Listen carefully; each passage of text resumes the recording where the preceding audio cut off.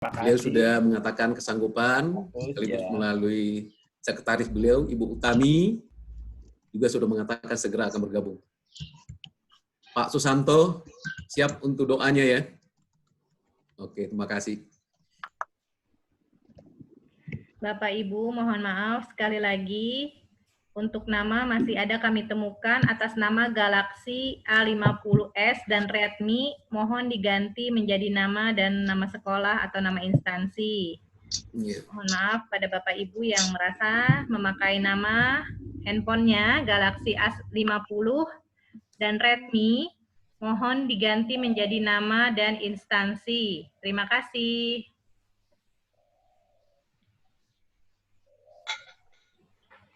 Tuh, masih Redmi. Orang agak bisa ganti nama apa ya? Ini Puskur udah nih, kepala Puskur udah. Pak Mama udah ada, Pak? Kepala Puskur.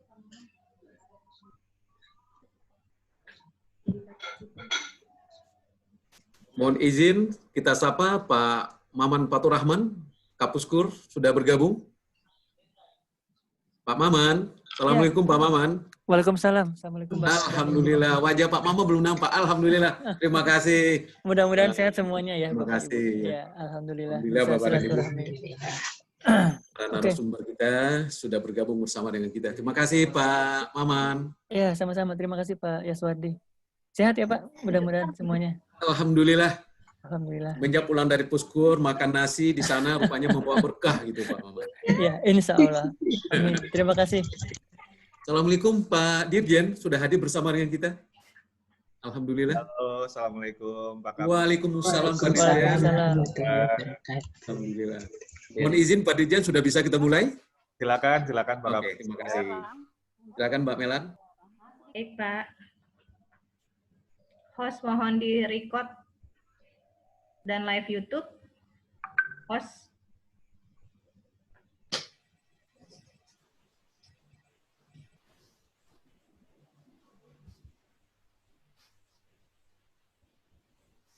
Bismillahirrahmanirrahim. Bapak Ibu yang kami hormati, acara pembukaan workshop penguatan kurikulum PJOK dan BK di Satuan Pendidikan untuk mewujudkan Student Wellbeing tahun 2020 secara virtual segera kami buka. Menyanyikan bersama lagu Indonesia Raya, hadirin dimohon untuk berdiri.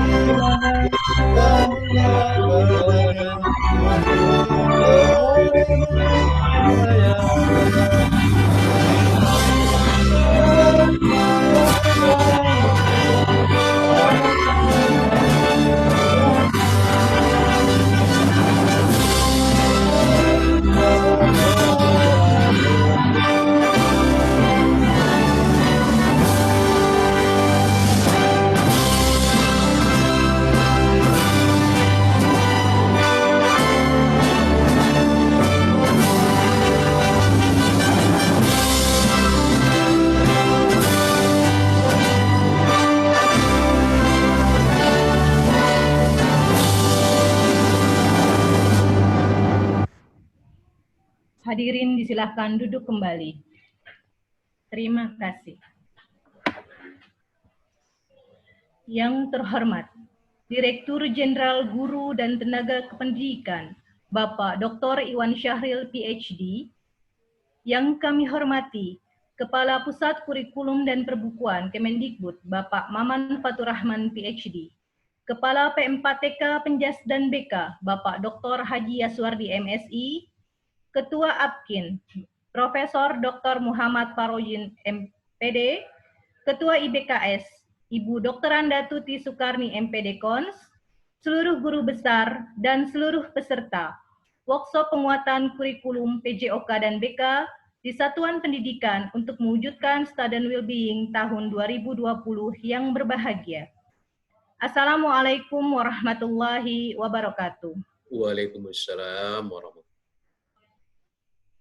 Puji syukur kita panjatkan kehadirat Allah Subhanahu wa Ta'ala atas rahmat-Nya.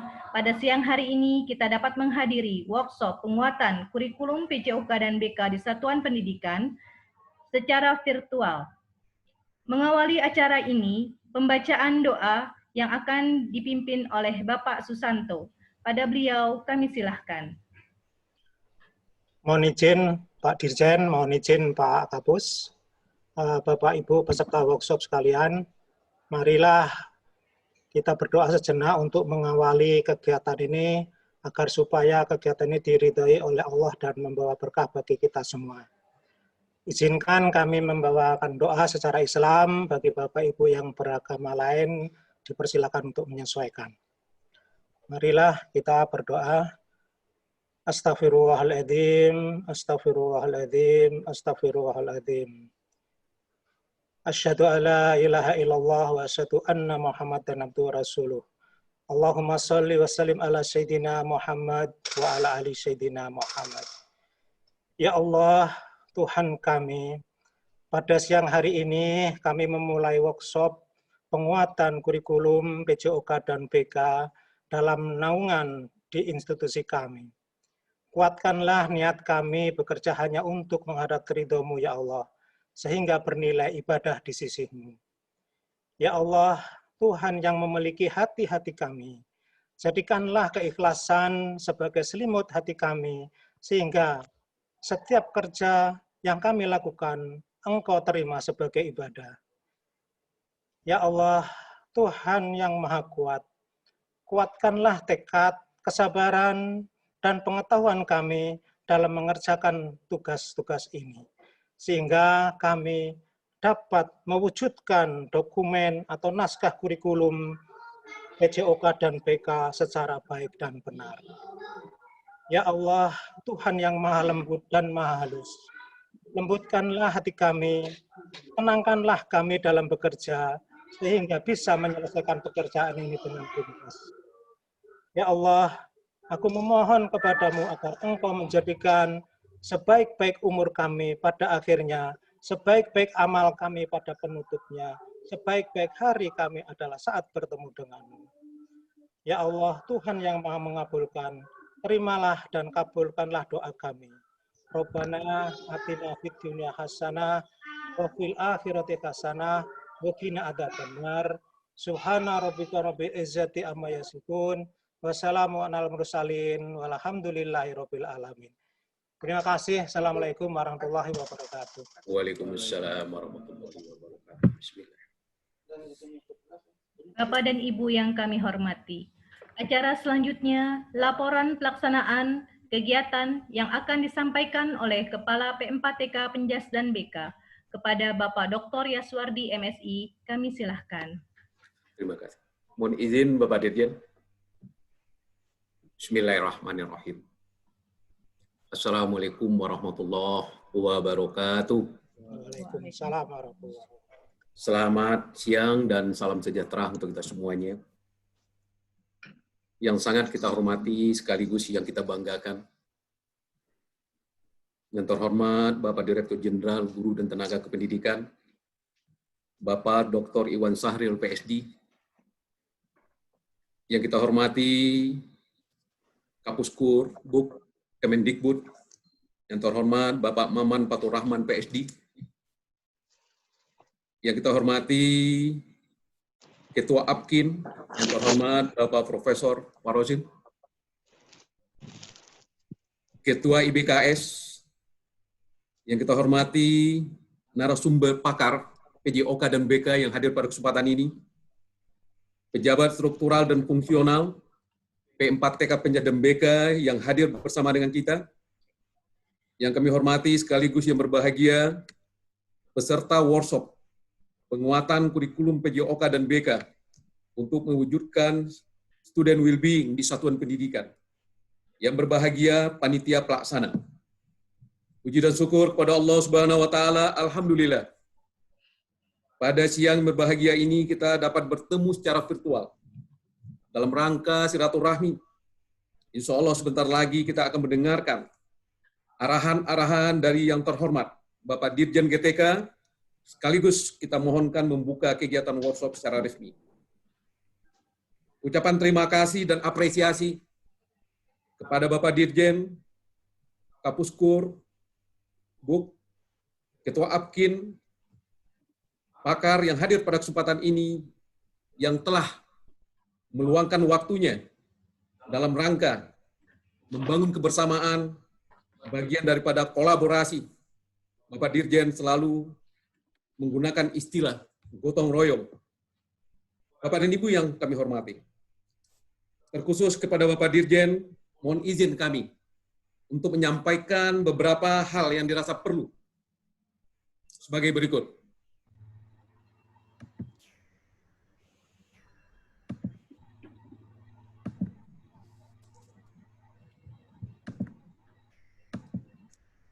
Bapak Dirjen yang kami hormati, workshop kita beri tema atau judul penguatan kurikulum PJOK dan BK untuk mewujudkan student well-being di satuan pendidikan.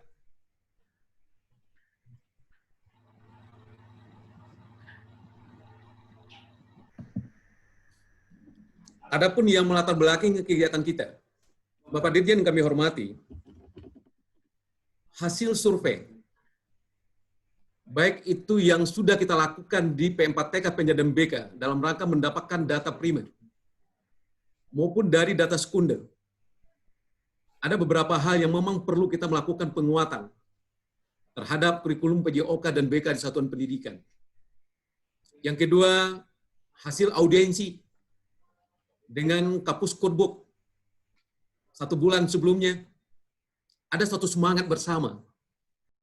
Keberadaan PJOK dan BK memang harus kita perkuat dalam rangka mewujudkan student well-being di satuan pendidikan. Yang kedua, latar belakangnya adalah kondisi real pelaksanaan PJOK dan BK di satuan pendidikan. Realitanya Bapak Dirjen, baik itu secara internal, profesional daripada pendidik dan tenaga pendidikan, PJOK dan BK, khususnya guru PJOK dan BK.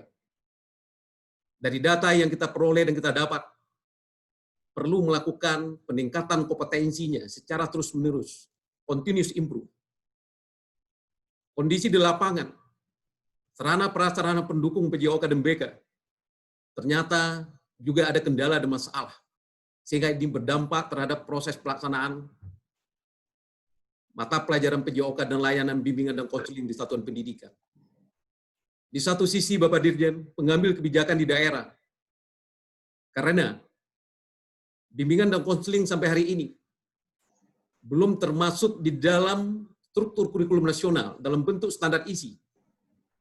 Ternyata kondisi seperti ini, sebagian pengambil kebijakan di provinsi dan di daerah beranggapan, khususnya bimbingan dan konseling, adalah pada level yang boleh dikatakan di bawah mata pelajaran lainnya.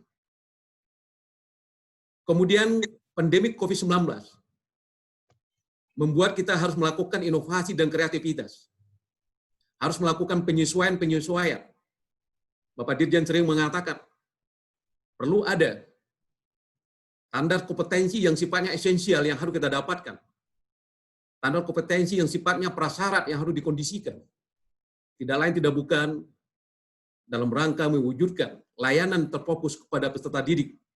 Dalam hal ini, mewujudkan student well-being di satuan pendidikan.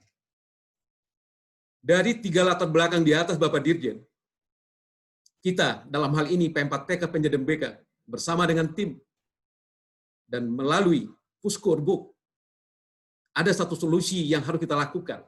Satu di antaranya, perlu ada workshop penguatan kurikulum PJOK dan BK di satuan pendidikan dalam rangka mewujudkan student well-being. Inilah yang melatar belakangi adanya kegiatan workshop ini.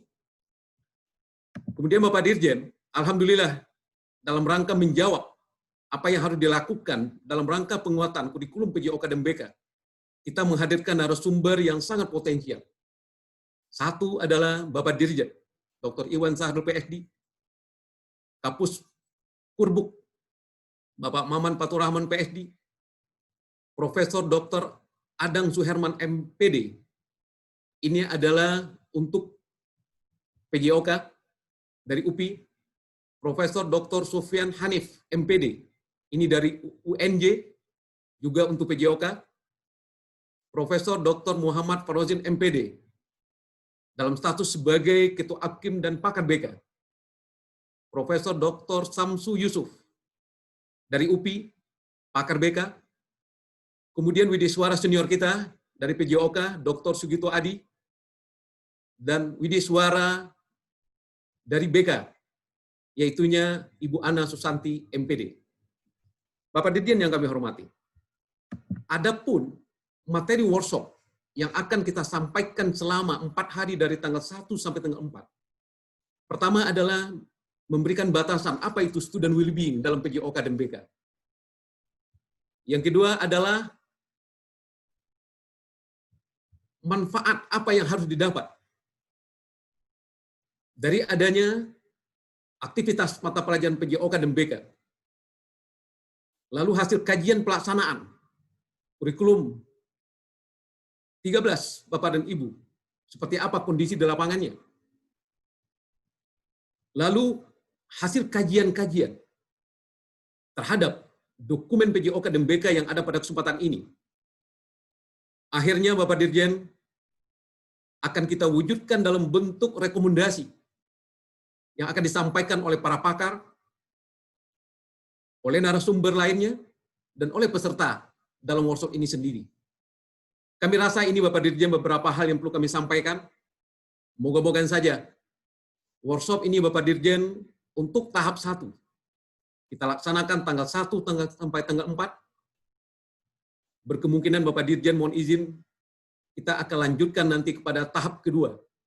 Dalam rangka melakukan review dari rekomendasi yang ada. Sekaligus menyiapkan dokumen yang akan kita sampaikan kepada Bapak Dirjen dan kepada Bapak Kapus Kurbuk dalam hal ini. Hal-hal yang perlu diakomodir untuk penguatan kurikulum PJOK dan BK. Kami rasa ini sebagai laporan singkat yang dapat kami sampaikan. Peserta yang kita undang Bapak Dirjen 70 orang. Alhamdulillah bisa hadir bersama kita 72 orang. Moga-moga saja laporan kami ini dapat memberi semangat khususnya kepada peserta. Harapan kami Bapak Dirjen, setelah Bapak nanti memberikan arahan dan membuka, mohon izin ada satu event, yaitunya launching Senam Sehat Bugar Humanis dalam rangka memperkuat dokumen Zona Integritas Wilayah Birokrasi Bersih Melayani pada tahun 2020 mewakili Ditjen GTK pada tahun 2020. Sekian, terima kasih. Sekali lagi, mohon maaf lahir dan batin kalau ada yang tidak di tempatnya. Khusus kepada Bapak Dirjen, sekali lagi, mari kita berikan apresiasi dengan cara tepuk tangan bersama. Terima kasih, banyak maaf. Kami kembalikan kepada pembawa acara. Wassalamualaikum warahmatullahi wabarakatuh. Waalaikumsalam warahmatullahi wabarakatuh. Bapak dan Ibu yang kami hormati, acara selanjutnya, arahan sekaligus membuka kegiatan secara resmi oleh Dirjen GTK, Bapak Dr. Iwan Syahril MPD. Pada beliau, kami silahkan. Bismillahirrahmanirrahim. Assalamualaikum warahmatullahi wabarakatuh. Waalaikumsalam warahmatullahi wabarakatuh. Selamat siang, salam sejahtera buat kita semua. Shalom, Om Swastiastu, Namo Buddhaya, salam kebajikan. Yang saya hormati Bapak Kepala Pusat Kurikulum dan Perbukuan, Pak Maman Fatur Rahman PhD, Pak Kapus, P4TK Pusat Pengembangan dan Pemberdayaan Pendidik dan Tenaga Pendidikan, Pendidikan Jasmani dan Bimbingan dan Konseling, Bapak Dr. Haji Yaswardi MSI, seluruh narasumber, terutama ini Pak Profesor Dr. Muhammad Farozin, MPD, Ketua APKIN, apa kabar Pak? Semoga sehat-sehat. Pak Profesor Dr. Adang Suherman, MPD, Pak Profesor Dr. Sofyan Hanif, MPD, Profesor Dr. Syamsu Yusuf, LN MPD, Dr. Sugito Adi, Ibu Ana Susanti, MPD. Baik, terima kasih sudah mengundang kami untuk datang di acara yang sangat penting ini, terutama terkait dengan penguatan kurikulum pendidikan jasmani dan olahraga dan kesehatan, bimbingan dan konseling di satuan pendidikan kita untuk mewujudkan student well-being. Bapak Ibu yang saya hormati, pertama-tama juga saya mendoakan supaya semua kita ada dalam keadaan sehat walafiat, baik lahir maupun batin, karena kesehatan dan keselamatan adalah hal yang paling utama dalam masa krisis global yang melanda negeri kita pada saat ini. Semoga Bapak, Ibu, dan keluarga semuanya terlindung dari virus COVID, sehingga semuanya tetap bisa sehat walafiat dan beroperasi sebagaimana dengan keseharian dengan maksimal. Katanya kalau COVID harus, ini yang paling penting, tidurnya cukup ya. Jadi mudah-mudahan Bapak Ibu tidurnya nggak kurang gitu ya. Katanya vitamin itu nggak ngaruh kalau tidurnya kurang. Jadi jaga kesehatan, jangan terlalu banyak pikiran, sering-sering cari yang bisa membuat kita rileks, dan terutama tidur yang cukup. Bapak Ibu, sebenarnya saya sangat senang sekali dan ini sama Pak Kapus udah janjian mau hadir secara fisik gitu ya, kita udah lama ya Pak Kapus sudah membicarakan tentang ini. Namun demikian saya berharap semoga walaupun kita secara virtual, dan ini alhamdulillah guru-guru Indonesia sekarang sudah sangat luar biasa belajar dengan menggunakan teknologi, udah nggak kagok lagi gitu. Jadi mudah-mudahan silaturahmi kita ini tidak berkurang kebermaknanya walaupun secara virtual. Insya Allah semuanya kita diberi umur panjang oleh Allah Subhanahu Wa Taala, Tuhan Yang Maha Esa, sehingga nanti kita bisa bertatap muka ketemunya. Ini sama Pak Farozin waktu itu juga mau tatap muka ya Pak, waktu sama Prof. Sunario waktu itu. Namun ya, terima kasih. Ini saya senang sekali Pak Farozin, Pak Kapus, Pak Maman, kita menindaklanjuti nih diskusi penguatan, karena ini sangat penting sekali, baik secara pendidikan global, maupun juga sebenarnya saya mungkin juga sudah sempat sharing juga dengan Pak Prof. Sunario waktu itu, Prof. Farozin, dan Pak Kapus, bahwa ini bukan sebenarnya karena UNESCO saja atau dari PBB ingin mendorong well-being. Bapak pendidikan kita, Ki Hajar Dewantara, itu sangat dalam filosofi pendidikannya. Artinya, jika kita berkaca pada filosofi dari Bapak pendidikan kita tersebut, sebenarnya beliau sangat concern, sangat khawatir terciptanya sebuah proses pendidikan yang timpang, yang berat sebelah. Bagi beliau, pertumbuhan anak didik itu harus terjadi secara seimbang, lahir dan batin. Beliau menggunakan kata-kata yang kadang-kadang lahir dan batin, kadang-kadang yang digunakan kalau kita breakdown, kita rinci lagi, itu ada cipta, rasa, karsa, dan raga. Jadi ada olah cipta, ketajaman untuk berpikir, olah rasa, kehalusan dari perasaan, olah karsa, penguatan kemauan, dan olah raga untuk menyehatkan jasmani.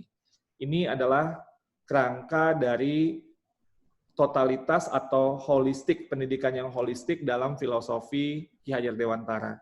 Itu sudah dari tahun 1922, Bapak Ibu, jadi hampir 100 tahun yang lalu.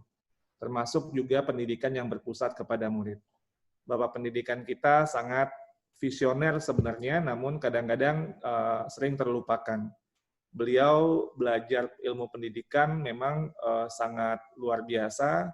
Inspirasinya itu dari Montessori, dari Tagore, Froebel, tapi yang salut itu adalah beliau mempelajari pendidikan dari Montessori, tapi ketika sudah beberapa saat, tahun 40, Montessori malah berkunjung ke Taman Siswa di Yogyakarta karena merasa terkagum dengan apa yang dikembangkan oleh Bapak Pendidikan kita pada saat itu. Artinya apresiasi terhadap Bapak Pendidikan kita ini sebenarnya sudah selevel tokoh dunia ya, yang sering kita mungkin sekarang lihat atau dengar gitu, tapi kita memiliki sebenarnya mutiara yang sangat luar biasa. Karena Ki Hajar Dewantara itu mengkontekstualisasikan gagasan-gagasan yang didapat dari tokoh-tokoh ini dalam konteks yang sangat keindonesiaan. Bapak Ibu yang saya hormati dan saya cintai, saya banggakan semuanya, pada saat ini kita sedang melakukan transformasi, bukan reformasi, tapi transformasi. Kalau reformasi berarti kita menguatkan apa yang sudah ada, tapi transformasi kita mengubah bentuk, menyesuaikan bentuk supaya bisa menjawab tantangan zaman. Pak Ki Hajar Dewantara itu juga memiliki konsep untuk melakukan perubahan. Kita harus berdialog dengan kodrat alam dan kodrat zaman. Kodrat alam, tempat di mana kita ada, masyarakatnya di mana, nilai-nilainya seperti apa, namun juga kodrat zaman, panggilan zamannya seperti apa. Nah, ini harus kita lakukan refleksi, dan pada saat ini dari arahan Bapak Presiden, lalu kemudian diterjemahkan oleh Mas Menteri menegaskan bahwa kita harus memiliki sebuah sistem pendidikan yang membuka ruang-ruang inovasi, membuka ruang-ruang kolaborasi. Merdeka belajar, sebenarnya filosofinya adalah Ki Hajar Dewantara. Kalau Bapak Ibu lihat logo Kemendikbud itu kan ada Tut Wuri Handayani. Lengkapnya itu Ingarso Sung Tulodo, Ing Madya Mangun Karso, Tut Wuri Handayani. Tut Wuri Handayani berarti ini hasil akhirnya sebenarnya. Bahwa kita sebagai pendidik, kalau saya menerjemahkannya tidak letterlock ya, yang saya lihat bahwa sebagai pendidik itu harus jadi sung tolodo, teladan. Yang kedua, ing madya mangun karso, harus membangkitkan semangat atau menguatkan semangat, memotivasi, jadi motivator. Harus jadi teladan, harus jadi motivator, sehingga Tuturi Handayani mendorong peserta didik sehingga mereka berdaya, sehingga mereka bisa mandiri, sehingga mereka bisa merdeka. Esensi dari filosofi pendidikan yang merdeka ini sangat luar biasa kuat dalam filosofi Ki Hajar Dewantara. Jadi Tut Wuri Handayani itu sebenarnya adalah membentuk manusia-manusia yang merdeka. Karena itu dalam konteks pendidikan kita, Mas Menteri kemudian bilang, ini adalah merdeka belajar. Jadi ya, filosofi Ki Hajar, kemudian ya belajar adalah sesuatu yang sangat harus terjadi gitu kan, harus betul-betul dilakukan dengan berkualitas. Karena itulah merdeka belajar Bapak Ibu ada beberapa hal yang mungkin kalau kita lihat dari banyak sekali kebijakan yang sudah diluncurkan, ada beberapa hal yang sangat esensial. Pertama, fokus dari merdeka belajar adalah murid, murid, dan murid. Jadi fokus kepada murid ini adalah sesuatu yang sangat dasar sekali dari filosofi Bapak Pendidikan kita, Ki Hajar Dewantara. Jadi fokusnya kepada murid. Artinya semua pemangku kepentingan dari mulai guru, orang tua, dari sekolah, masyarakat, pengambil kebijakan, para akademisi dalam ekosistem pendidikan itu bekerja bersama-sama bagaimana kita bisa membantu murid-murid kita untuk bisa belajarnya lebih baik, hasil belajarnya lebih baik. Karena apa yang kita lakukan pada akhirnya tujuannya muaranya adalah kepada murid. Pak Presiden Jokowi menyatakan kepada kita, janganlah lagi kita melakukan program-program, kegiatan-kegiatan dengan menggunakan analogi WhatsApp ya. Pak Jokowi bilang, jangan kita hanya, kalau ibarat kirim pesan WhatsApp itu hanya sending saja, tapi harus pastikan itu delivered, pesannya itu sampai. Nah, Pak Jokowi lihat bahwa program-program kita seringnya programnya terlaksana, budget anggarannya terserap, gitu ya, semuanya oke, tapi hasil utamanya masih belum maksimal. Hasil utama dalam pendidikan, Mas Menteri menerjemahkan ini adalah hasil belajar murid. Jadi tujuan kita sekarang semua bersinergi, berhimpun bersama-sama untuk bergotong royong untuk bagaimana murid-murid kita bisa belajarnya semakin baik, semakin berkualitas. Ada perubahan arah kebijakan dari bagaimana kita melihat hasil belajar murid. Kalau sebelumnya kita lebih berfokus kepada konten. Jadi ujian nasional dulu kan MAPEL ya, berbasis kepada MAPEL. Sekarang dengan berbasis kepada kompetensi minimum, ini sebenarnya bergerak, kita melakukan transformasi kepada yang lintas MAPEL. Jadi kompetensi minimum itu ada literasi, ada numerasi, ada karakter. Ini semuanya ada di semua MAPEL. Jadi tidak hanya satu-satu MAPEL, tapi ada di semua MAPEL. Literasi itu ada di IPA, ada di olahraga, ada di kimia, dan sebagainya. Numerasi juga sama, karakter juga sama. Semuanya itu adalah lintas MAPEL. Nah, ini adalah kompetensi minimum, bukan kompetensi yang satu-satunya. Artinya ini minimum yang diperlukan oleh SDM-SDM kita nantinya dalam menghadapi dunia kerja yang selalu berubah-ubah. Karena kalau konten itu sekarang sudah ada di mana-mana. Yang harus dikuatkan, dipastikan itu adalah kompetensi minimum ini, sehingga kalau nanti anak-anak kita ketika dunia kerja katanya harus ada learning, unlearning, relearning lagi. Belajarnya terus, nggak berhenti-berhenti. Pekerjaannya nanti yang bidangnya itu tiba-tiba sudah tergantikan oleh teknologi atau mesin. Harus pindah bidang kerja, ya harus belajar lagi. Nah, ini kebutuhan untuk belajar, kemampuan itu adalah literasi, numerasi, dan karakter. Kalau literasi, numerasi itu kan sederhananya bagaimana dia bisa memaknai informasi dalam berbagai bentuk. Dalam bentuk teks, dalam bentuk angka, gitu ya. Sedangkan kalau karakter, ya karakter itu adalah bagaimana dia bisa bersikap, bagaimana dia bisa perilakunya, bisa produktif, bisa positif untuk beradaptasi terhadap perkembangan zaman. Dan sebenarnya kita sudah memiliki sebuah profil pelajar yang dinamakan profil pelajar Pancasila. Ini ada dari dua sumbernya. Sumber dari nilai-nilai kita, dan yang kedua adalah zamannya. Zaman kita membutuhkan kompetensi apa, tapi harus memiliki akar budaya keindonesiaan yang kuat, yaitu Pancasila. Apa itu profil pelajar Pancasila? Itu ada 6 komponen. Pertama, beriman, bertakwa kepada Tuhan Yang Maha Esa dan berakhlak mulia. Yang kedua, kita ingin profil pelajar kita itu lulusan dari sistem pendidikan kita itu mandiri, atau dengan kata lain ini sebenarnya filosofi kiai merdeka ya. Dan yang ketiga, kita ingin SDM-SDM kita itu bernalar kritis, bisa melihat dari berbagai sudut pandang. Kemudian kita ingin SDM-SDM kita atau anak-anak kita, lulusan sistem pendidikan kita itu, mereka bisa kreatif, memiliki daya imajinasi yang baik. Yang kelima, memiliki sikap yang mau bergotong royong. Gotong royong ini Bapak Ibu, tadi Pak Kapus juga sudah sampaikan ya.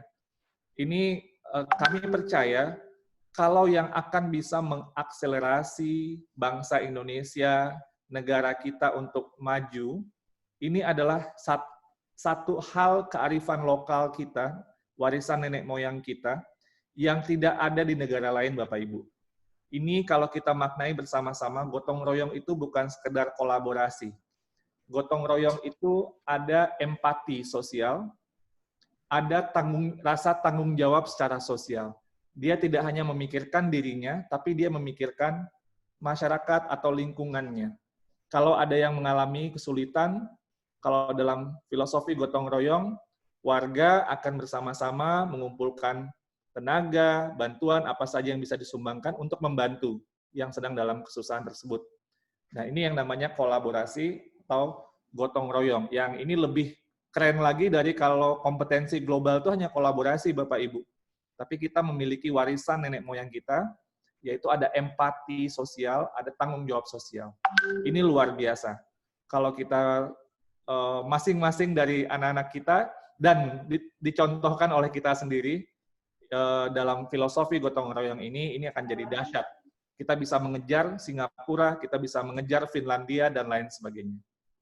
Lalu yang keenam, berkebinekaan global. Ya, kebinekaan global maksudnya tidak hanya melihat keragaman di nasional, tapi dalam konteks dunia, kita juga melihat sebagai sebuah kekuatan. Karena fitrah dari penciptaan Tuhan, ya ciptaan Tuhan tidak ada yang sama. Ciptaan Tuhan semuanya penuh keragaman. Nah, inilah yang ingin dihasilkan oleh Merdeka Belajar, Bapak Ibu. Profil pelajar Pancasila tadi. Mudah-mudahan kita semua, insya Allah, bisa menjadi teladan-teladan yang nanti kemudian menjadi inspirasi bagi anak-anak didik kita supaya bisa mewujudkan profil pelajar ini. Karena ini bukan profil pelajar saja, kata Mas Menteri, ini blueprint SDM Indonesia yang diinginkan oleh Pak Jokowi dan yang pemimpin-pemimpin kita itu apa nih? Indonesia Emas 2045, SDM unggul. Ini dia jawabannya. 6 komponen dari profil pelajar Pancasila. Nah, dalam hal Merdeka Belajar juga ada satu poin penting yang ingin kita terus kembangkan bahwa peran pemerintah itu lebih kepada pemberdaya. Jadi seperti istilah tutwuri handaya ini tadi, Bapak Ibu, ya ingat sosum tulodo ing made tutwuri handaya ini. Jadi memberdayakan. Karena kita tahu bahwa potensi-potensi luar biasa itu banyak sekali dalam masyarakat kita. Jadi jangan tunggu aba-aba, harus program yang resmi, tapi masyarakat bisa bergerak bersama-sama. Dan kita ingin terus melibatkan masyarakat karena memang yang ahli-ahlinya nggak semuanya ada di pemerintah. Yang ahli-ahlinya itu berserakan sebenarnya ada di mana-mana. Jadi ini perlu untuk kita kembangkan. Bersatu kita teguh, bercerai kita runtuh. Dengan semangat kebersamaan gotong royong ini, insya Allah Indonesia pendidikannya bisa melakukan sebuah lompatan. Ini harapan dari kita semua. Bapak Ibu, kalau saya boleh tanya, tapi jawab dalam hati saja. Apa ya mimpi Bapak Ibu? Mimpi Bapak Ibu apa? Apa mimpi Bapak Ibu sebagai seorang pribadi? Apa mimpi Bapak Ibu sebagai seorang profesional? Menurut saya, coba mungkin ini nanti dipikirkan dan direnungkan. Saya sering kadang terheran gitu ya. Kita mungkin tidak pernah atau jarang sekali diajak untuk bermimpi setinggi-tingginya. Mungkin secara retorika iya, tapi kadang-kadang kita sering membatasi diri kita untuk tidak mau bermimpi terlalu tinggi. Ya udahlah, nggak usah lah tinggi-tinggi amat, udahlah segini aja udah cukup. Ya udahlah, nggak usah lah, kamu cuma bisa apa, ya udahlah yang ini aja gitu ya. Nah, menurut saya, ini satu hal yang perlu mungkin kita transformasikan. Kalau saya lihat, ini contoh pengalaman pribadi Bapak Ibu, sekolah ya, bersekolah, dapat beasiswa gitu ya. Terus, kalau bedanya orang Indonesia dengan kalau saya lihat dari Asia Timur lah, dari Jepang, dari negara Korea gitu ya, Taiwan, mereka itu kalau bercita-cita nggak takut yang tinggi. Jadi gini, dapat beasiswa nih, mau kuliah di mana gitu. Kalau kita udahlah nggak usah yang terlalu sulit-sulit, ini aja lah udah cukup gitu. Yang penting kita bisa nyampe di sekolah di luar negeri gitu. Jadi misalnya kalau di Amerika ya misalnya Bapak Ibu ya pokoknya daerah-daerah yang pokoknya saya bisa kuliah di luar lah gitu. Nah, coba dong kalau ditanya, coba dong masuk tuh Harvard, Stanford gitu ya, yang keren-keren itu. Terus kalau orang kita biasanya dijawabnya, jangan terlalu tinggi gitu.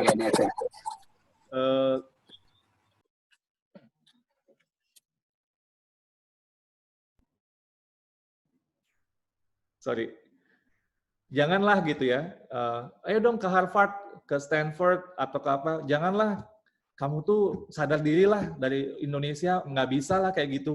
Udah yang ini aja, yang biasa-biasa aja gitu. Nah, Itu sangat sering. Saya sampai ada beberapa kasus tuh, teman saya tuh yang pinternya luar biasa.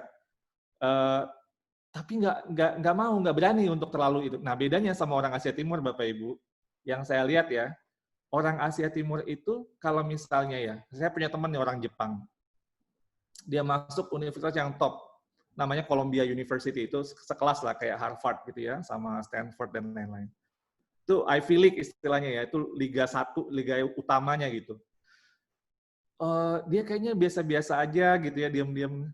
Tapi ternyata dia itu masuk ke sana, skor TOEFL-nya salahnya cuma 1. Tapi saya lihat dia tuh di kelas biasa-biasa aja. Itu saya tanya, kamu dulu gimana masuk ke sini? Dia bilang, iya ini sebenarnya saya bukan ini ya, bukan pintar-pintar banget gitu. Tapi saya mencoba sampai, saya lupa 5 kali gitu ya. Pokoknya kalau dia nggak, dia bilang gini, itu saya tahu ini sekolah ini sulit untuk dimasuki. Tapi saya belajar dengan konsisten supaya tes masuknya saya bisa. Artinya begini, kalau orang Indonesia yang sering saya tanyakan, kalau sekolah bagus, ya udahlah jangan terlalu muluk-muluk lah, yang biasa-biasa aja. Kalau orang dari negara lain, standarnya segini, oke, apa yang perlu saya lakukan untuk bisa sampai ke sana?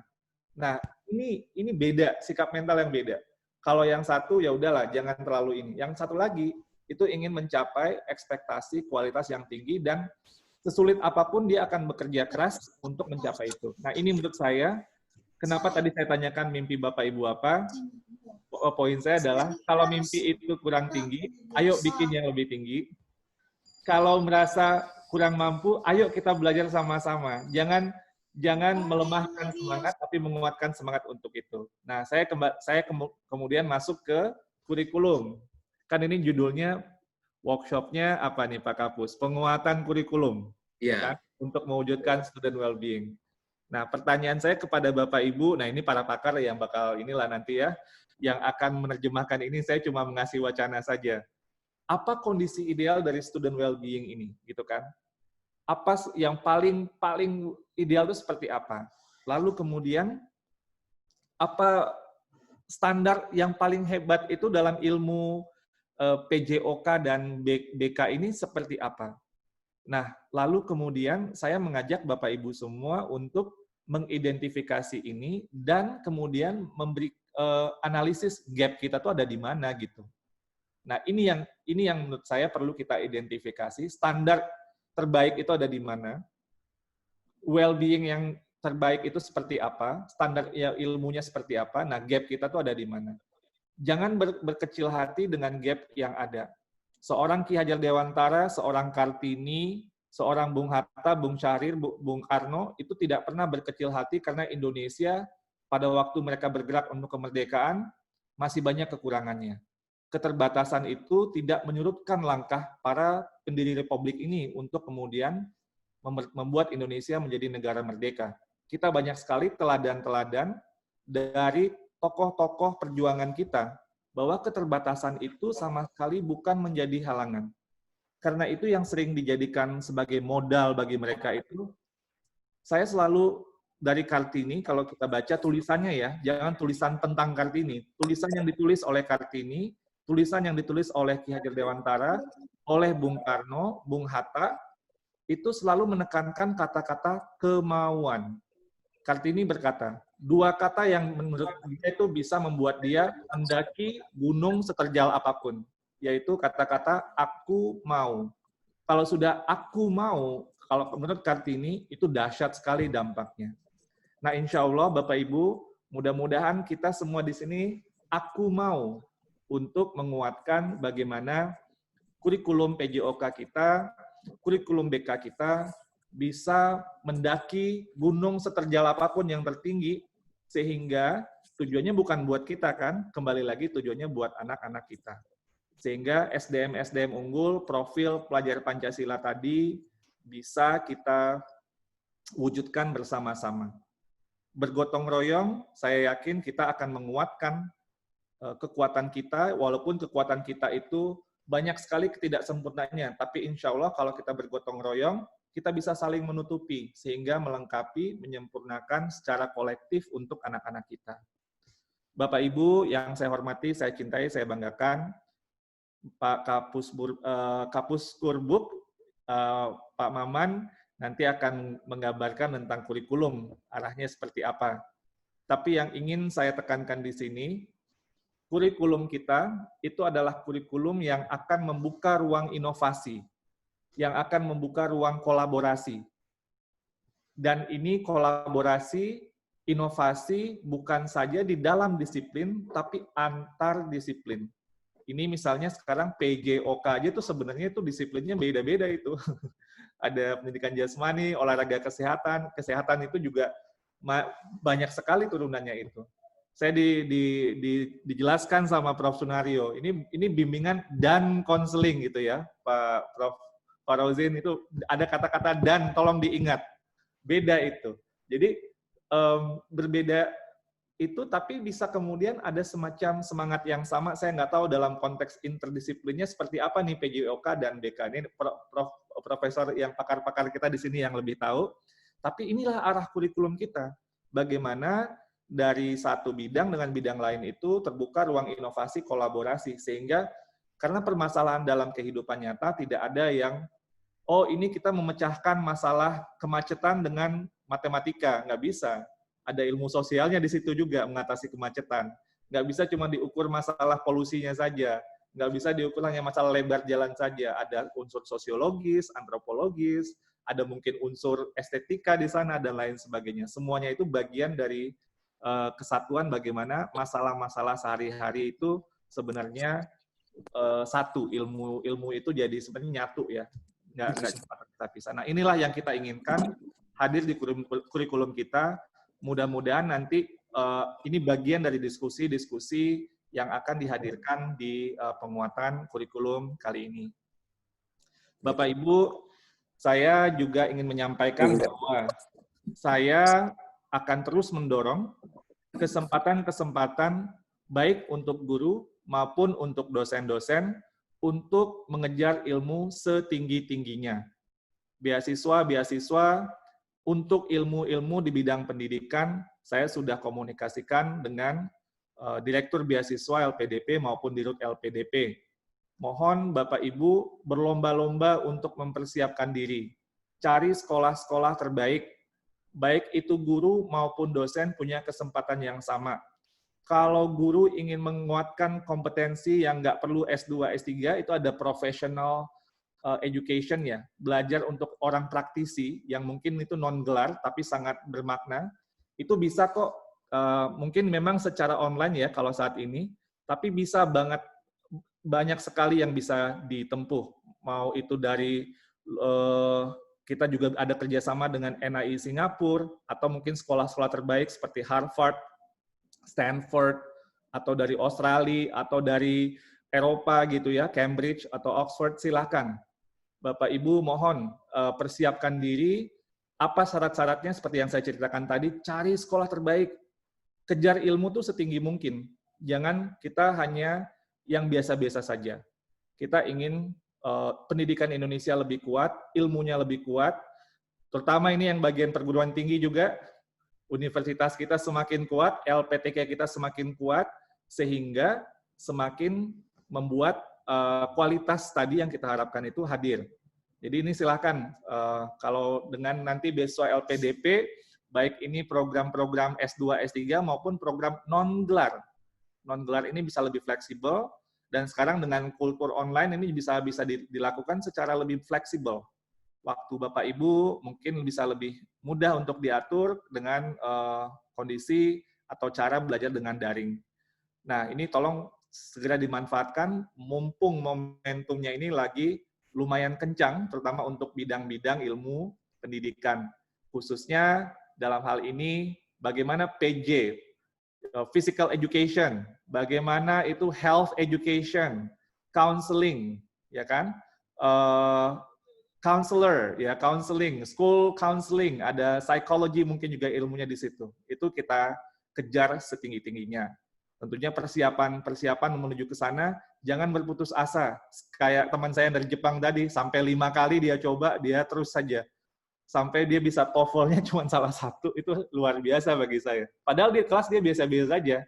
Di kelas itu orang Indonesia itu nggak PD-nya aja yang seringnya, tapi begitu kalau udah muncul PD-nya, kita nggak pernah kalah dengan negara lain yang paling hebat sekalipun.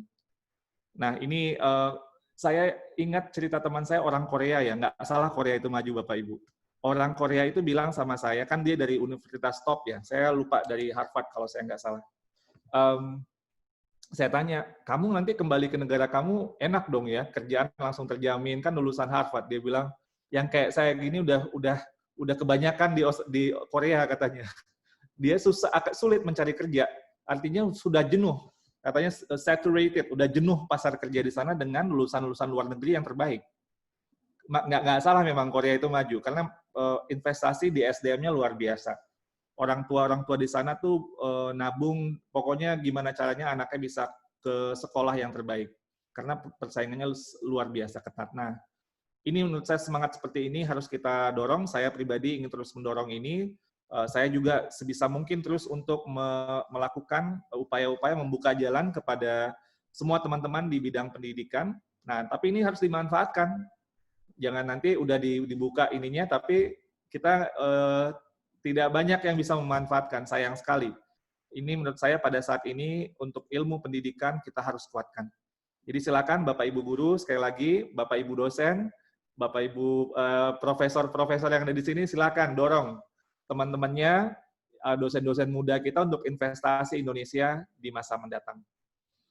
Saya tutup dengan kembali lagi ke Ki Hajar Dewantara. Marilah kita berlomba-lomba, Bapak Ibu semua, menjadi teladan-teladan yang terbaik, motivator-motivator yang menguatkan semangat, dan agen-agen yang memberdayakan, membuat manusia-manusia mandiri, terutama peserta-peserta didik kita, anak-anak kita, supaya mereka lebih mandiri, berdaya, dan merdeka. Seperti yang diamanatkan secara filosofis dari Bapak Pendidikan kita, Ki Hajar Dewantara. Terima kasih atas kesempatannya, mohon maaf atas segala kekurangan, atas apa yang saya sampaikan. Saya dengan mengucapkan Bismillahirrahmanirrahim, workshop penguatan kurikulum PJOK dan BK di Satuan Pendidikan untuk mewujudkan student well-being.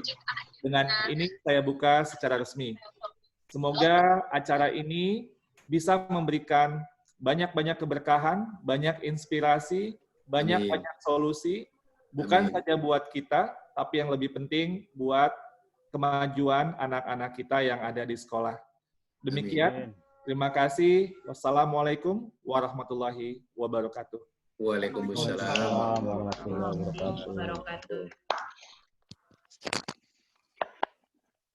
Terima kasih kepada Pak Iwan. Kami mohon untuk Pak Iwan hadir sebentar. Kita akan melaunching inovasi senam sehat, bugar, dan humanis.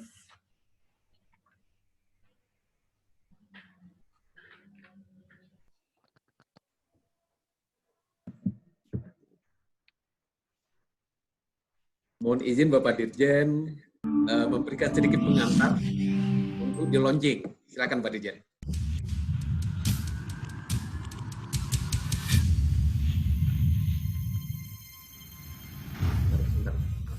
Menjaga kebugaran dulu. Selamat tinggal, bekerja. Kembalikan dulu. Mohon izin Bapak Dirjen, sebelum kami tampilkan, ada sedikit pengantar yang akan kami rekam sebagai eviden.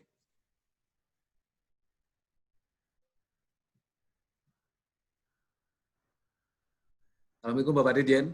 Iya, gimana Pak Kapus? Ya. Jadi silakan Pak Dirjen mungkin dengan mengucapkan bismillah, dan judulnya adalah Senam Sehat, Bugar dan Humanis Produksi P4TK Penjadem BK. Baru kami akan launching nanti. Ada lebih kurang 5 menit Pak Dirjen. Silakan. Ini dibuka.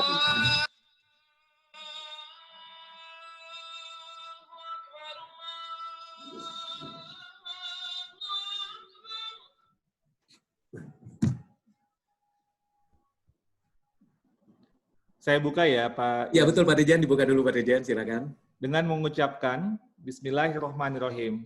Senam sehat, bugar, dan humanis. Karya produksi dari P4TK PJOKBK. Dengan ini saya buka. Terima kasih. Selamat menyaksikan.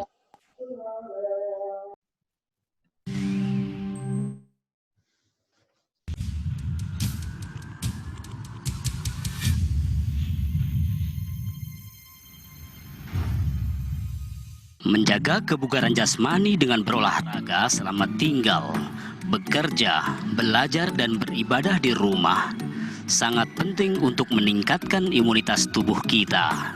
Betulkah? Yup, betul. Kalau dilakukan dengan benar dan takaran yang tepat. Untuk menjaga atau meningkatkan kebugaran jasmani, paling tidak kita mengenal FIT. FITT sebagai takaran. Apa itu FIT? Tim Kebugaran Jasmani P4TK Penjas dan BK akan memandu Anda.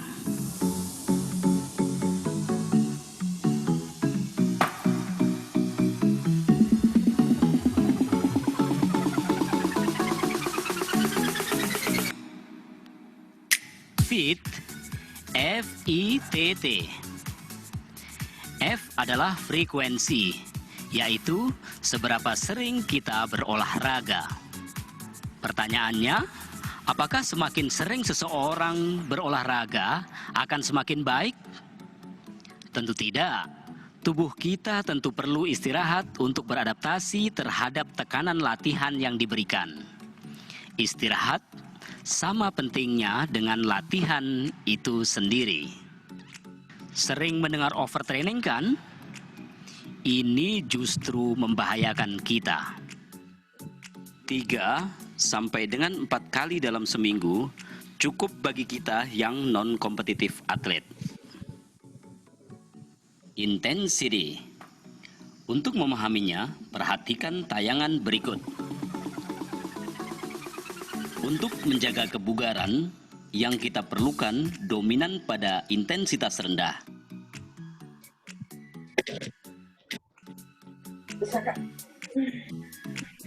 Hingga sedang.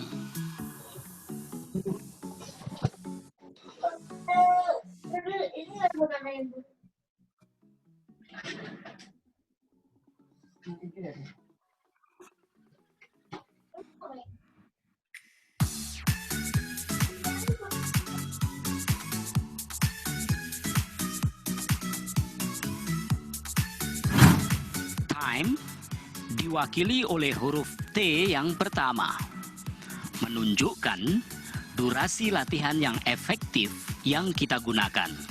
Seringkali kita membuang-buang waktu latihan kita yang terasa lama, tapi lebih banyak diselingi oleh obrolan tidak berguna dan waktu istirahat yang sangat panjang. Tentu tidak efektif dan tidak dihitung sebagai waktu latihan tentunya. Kita bisa saja melakukan latihan untuk menjaga dan meningkatkan daya tahan kardiorespiratori dengan berjalan atau jogging.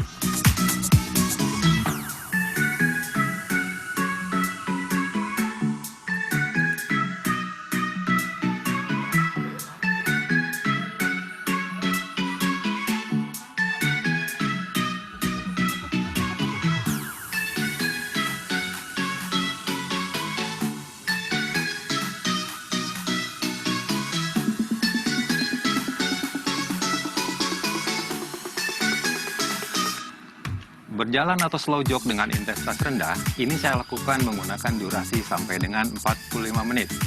Denyut nadi saya berada pada kisaran 40% sampai dengan 60% dari denyut nadi maksimal. Perlu diingat, denyut nadi maksimal itu 220 denyut per menit dikurangi usia. Latihan daya tahan kardiorespiratori dapat juga dilakukan dengan lompat tali atau skipping.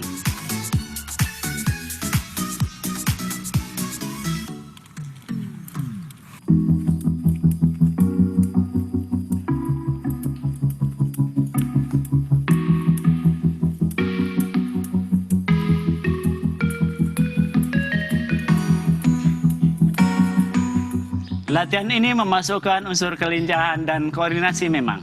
Tapi dengan menjaga durasi dan intensitas, serta latihan terjadwal, kita akan dapat mengembangkan endurance kita. Bersepeda merupakan bentuk lain dari latihan daya tahan kardiorespiratori.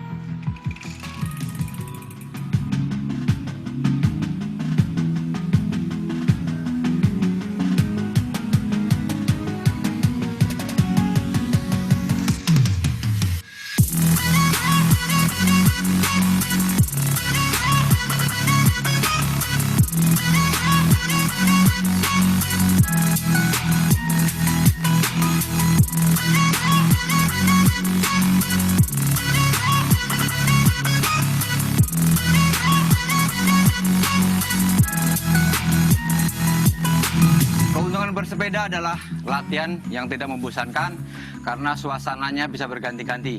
Kita tetap bisa atur intensitas dan durasi agar selalu berada di zona latihan. Pastikan kita aman dengan selalu menggunakan masker dan jika dengan teman yang lain tetap kita jaga jarak. Kita jadikan olahraga untuk menjaga kebugaran. Kita jadikan kebugaran sebagai kebutuhan. Stay safe, stay healthy, and stay at home. Salam sehat, bugar, dan humanis.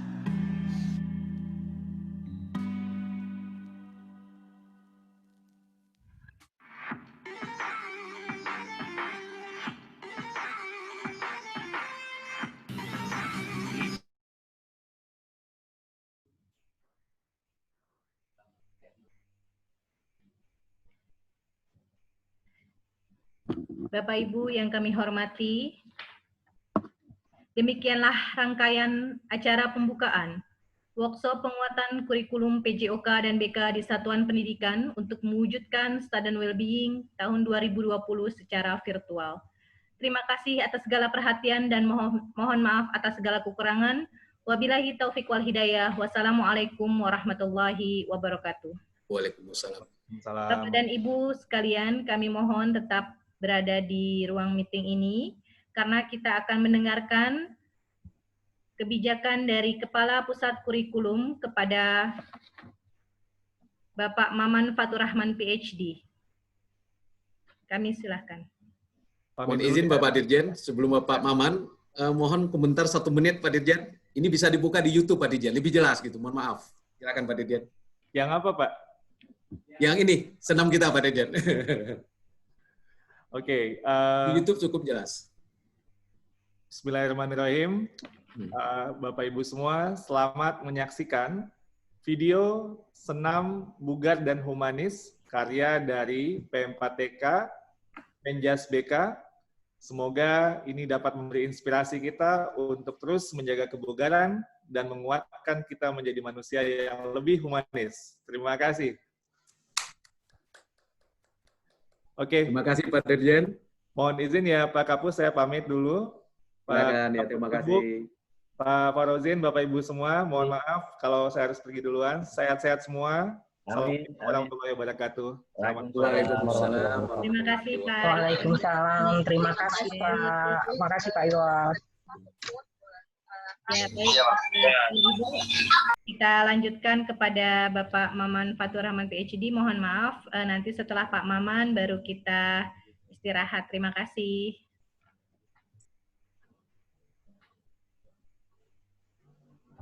Oke, terima kasih. Ini langsung? Ya, Pak. Oke. Assalamualaikum warahmatullahi wabarakatuh.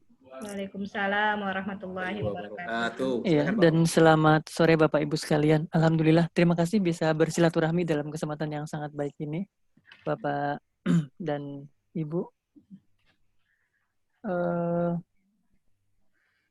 Saya coba share screen, sudah terlihat ya di layar? Sudah Pak. Ya, saya buat sebuah slide, tidak banyak ya, tapi mungkin lebih. Pak. Ya, terima kasih. Lebih pada ranah diskusi dan silaturahmi dengan Pak Yaswardi, melanjutkan yang dulu ya Pak Yaswardi. Dan kemudian juga dengan Bapak dan Ibu sekalian para pakar ya di sini. para guru besar dari berbagai perguruan tinggi. Tadi saya sudah melihat ada dari UNY, UPI, UNJ, ya, dan mungkin dari tempat-tempat yang lainnya juga, termasuk para praktisi dan tentunya keluarga besar dari P4TK, PJOK, dan BK. Terima kasih atas kesempatan bisa bertemu dan bersilaturahmi. Jadi dalam hal ini, dalam konteks mungkin penguatan terkait dengan kurikulum PJOK, BK, dan berbagai hal lainnya yang mungkin terkait yang diselenggarakan oleh P4TK. Saya coba menyampaikan beberapa hal. Yang pertama, bahwasannya memang negara kita negara yang sangat beragam. Itu yang pertama. Keragaman ini sangat luar biasa, mulai dari ujung barat sampai ujung timur ya Bapak dan Ibu, bahkan ujung utara sampai ujung selatan, kebinekaan itu sangat besar. Bahkan dalam konteks sebuah slogan seperti itu, dalam hal ini kita mengenal istilah Bhinneka Tunggal Ika. Jadi kata kebinekaan itu sudah merupakan sebuah keragaman yang diakui ada dalam konteks kita. Keragaman tersebut tentunya sangat bervariasi, mulai dari bahasa daerah maksudnya, kemudian mulai dari berbagai suku bangsa, dan seterusnya, termasuk sampai pada wilayah atau kondisi wilayah geografi dan termasuk keadaan sosial. Nah, Bapak Ibu, dalam konteks seperti ini, pengembangan yang sesuai dengan keragaman itu tentunya suatu hal yang sangat sekali kita perlukan untuk ke depannya. Dalam konteks yang lebih luas, dalam konteks Undang-Undang Sisdiknas yang masih berlaku, terkait dengan kurikulum, terkait dengan perbukuan, dan mungkin berbagai topik lain yang terkait di sana. Dalam Undang-Undang Sisdiknas yang masih berlaku, di sana disebutkan bahwasanya untuk kurikulum pendidikan dasar dan menengah wajib memuat pendidikan agama, pendidikan kewarganegaraan, bahasa, matematika, IPA, IPS, seni dan budaya, pendidikan jasmani dan olahraga, keterampilan atau kejuruan, dan muatan lokal. Nah, Bapak dan Ibu, kalau kita melihat dari konteks ini, sebetulnya dalam Undang-Undang Sisdiknas itu sudah sangat jelas ditekankan ya, tentang jasmani dan olahraga itu adalah suatu hal yang wajib ada gitu sebagai muatan dari kurikulum. Artinya di sini kalau saya melihat kenapa PJOK itu belum berkembang sangat pesat ya, sampai pada seperti mungkin di tempat lain seperti matematika, IPA itu kan menjadi sangat luas ya. Bahkan bisa dibilang mereka berlomba-lomba gitu untuk bisa excellent di sana. Tapi kenapa PJOK belum kelihatan? Ini menjadi tantangan ya Pak Yaswardi ya dan teman-teman sekalian. Jadi bimbel matematika ada gitu, tapi bimbel PJOK kok nggak pernah kedengaran. Itu kan tantangan gitu. Insya Allah jadi ke depan tuh harus, ya bukan berarti harus ada ya, tapi mungkin bayangan saya kesadaran akan hal ini sangat penting. Padahal kan di sana disebutkan di bagian H itu ya, jasmani dan olahraga itu sebagai salah satu yang harus dikejar. Jadi ke depan kalau bisa sebetulnya nanti LPTK juga ya Bapak Ibu mungkin harus membuka secara lebih luas gitu. Tidak hanya mungkin terkonsentrasi di Jawa misalkan, atau terkonsentrasi di beberapa LPTK ya, ataupun mungkin di dalam konteks yang lebih luas perguruan tinggi gitu. Tapi juga mungkin dalam hal ini kita mungkin perlu memperluas nih pembukaan prodi-prodi misalkan untuk pendidikan jasmani dan olahraga ini ke depannya. Kemudian dalam konteks profil di sana disebutkan dalam Undang-Undang Sisdiknas juga bahwasanya pendidikan itu menekankan pada menjadi manusia yang beriman dan bertakwa, berakhlak mulia, sehat, berilmu, cakap, kreatif, mandiri, dan warga negara yang demokratis dan bertanggung jawab. Nomor 3 dikatakan sehat di sini, mungkin kita bisa tafsirkan sehat ini sehat jasmani dan rohani, begitu ya Bapak Ibu ya. Student well-being ini artinya ya relevan sedikit atau banyak dengan kondisi ini gitu. Yang makmur, yang sejahtera, yang kira-kira bisa terakomodir segala sesuatunya dengan sebaik-baiknya. Nah, itu mungkin menjadi perhatian kita. Dalam konteks jasmani dan rohani ini, maka tentunya kalau dalam konteks jasmani PJOK masuk ya di sana. Nah, tinggal dalam konteks rohani, disinilah mungkin peran BK ya.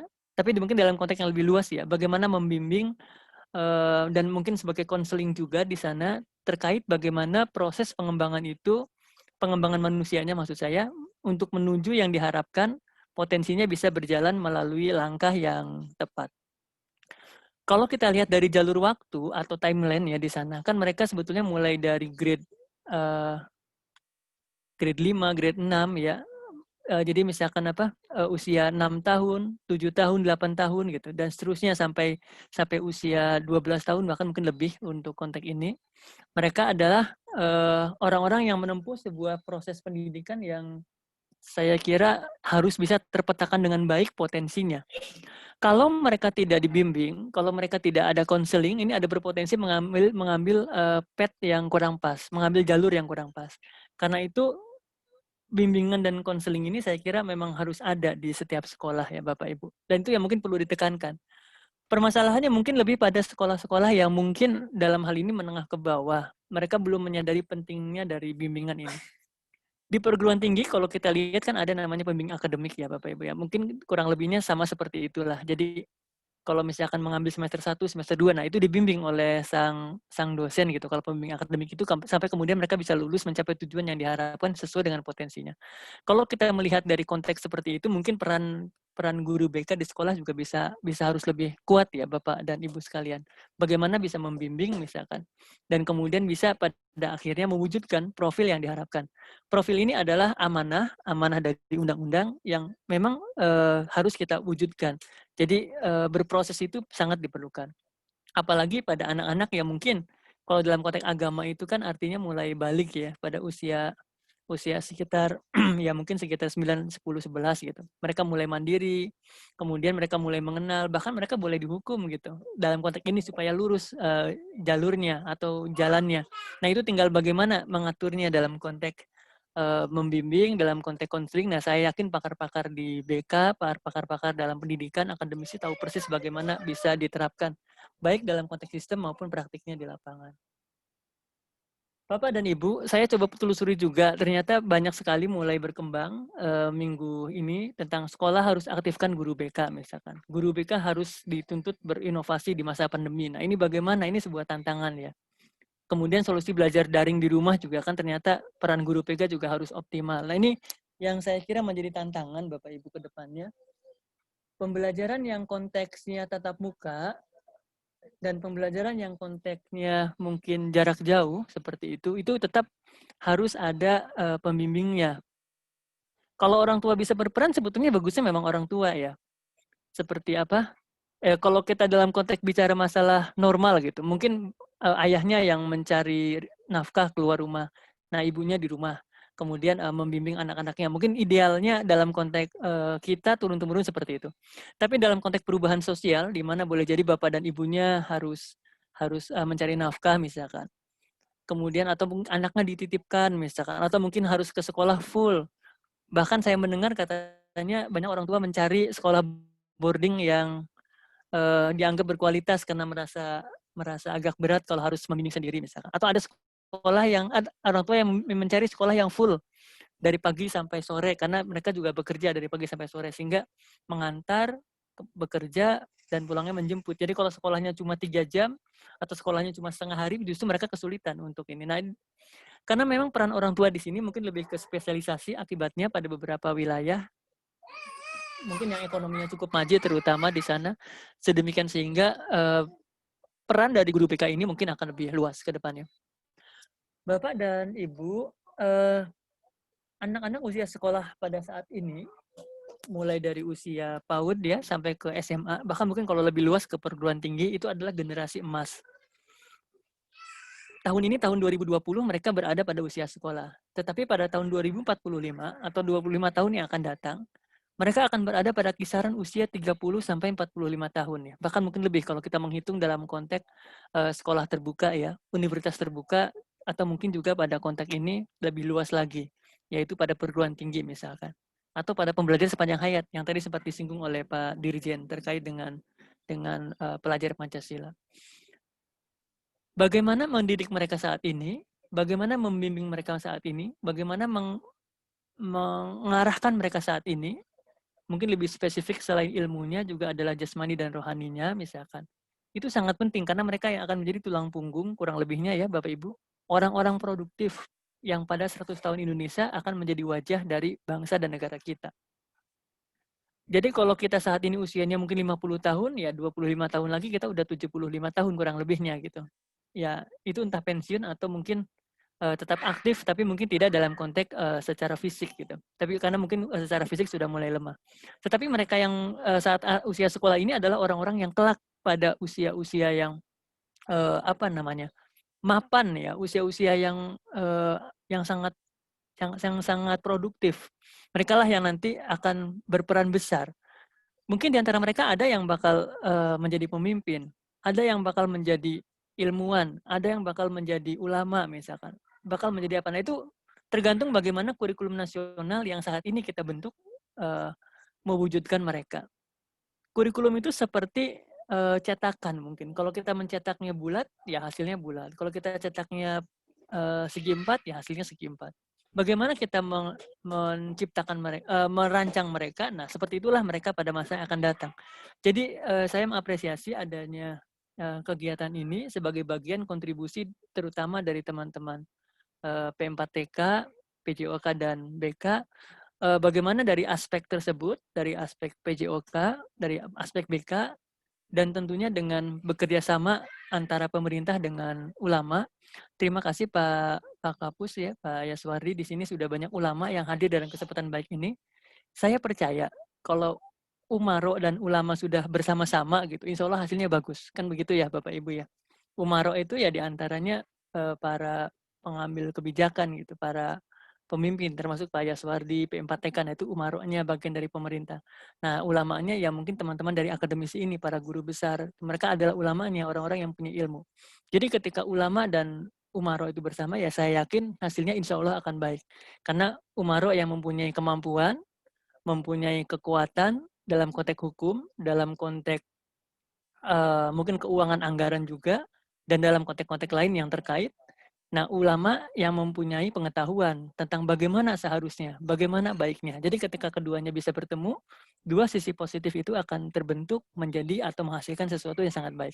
Dan saya mendoakan semoga pada akhir workshop ini ada sebuah dokumen tertulis yang konkret yang mungkin bisa menjadi intisari dari semua kegiatan yang dilaksanakan dari awal sampai akhir ini. Bapak dan Ibu, apabila semuanya bisa berjalan dengan baik, apabila semuanya bisa terencana dengan baik dan diimplementasikan dengan baik, dirancang dengan baik, saya percaya bahwasanya momentum perubahan, adanya kebutuhan, politik, ekonomi, sosial, budaya, pertahanan, dan keamanan, dilengkapi dengan kapasitas SDA dan SDM, yaitu kemampuan. Jadi dua konteks besar ini, adanya kebutuhan, adanya kemampuan ini akan bisa berinteraksi, ada titik temunya, maka kita percaya Indonesia akan menjadi lebih baik pada masa yang akan datang. Kesempatan, kalau tanpa kemampuan akan hilang. Kemampuan juga kalau tidak ada kesempatan, ya akan sia-sia juga. Jadi punya kemampuan, tidak ada kesempatan. Ada kesempatan, tidak ada kemampuan. Jadi artinya keduanya harus sama-sama.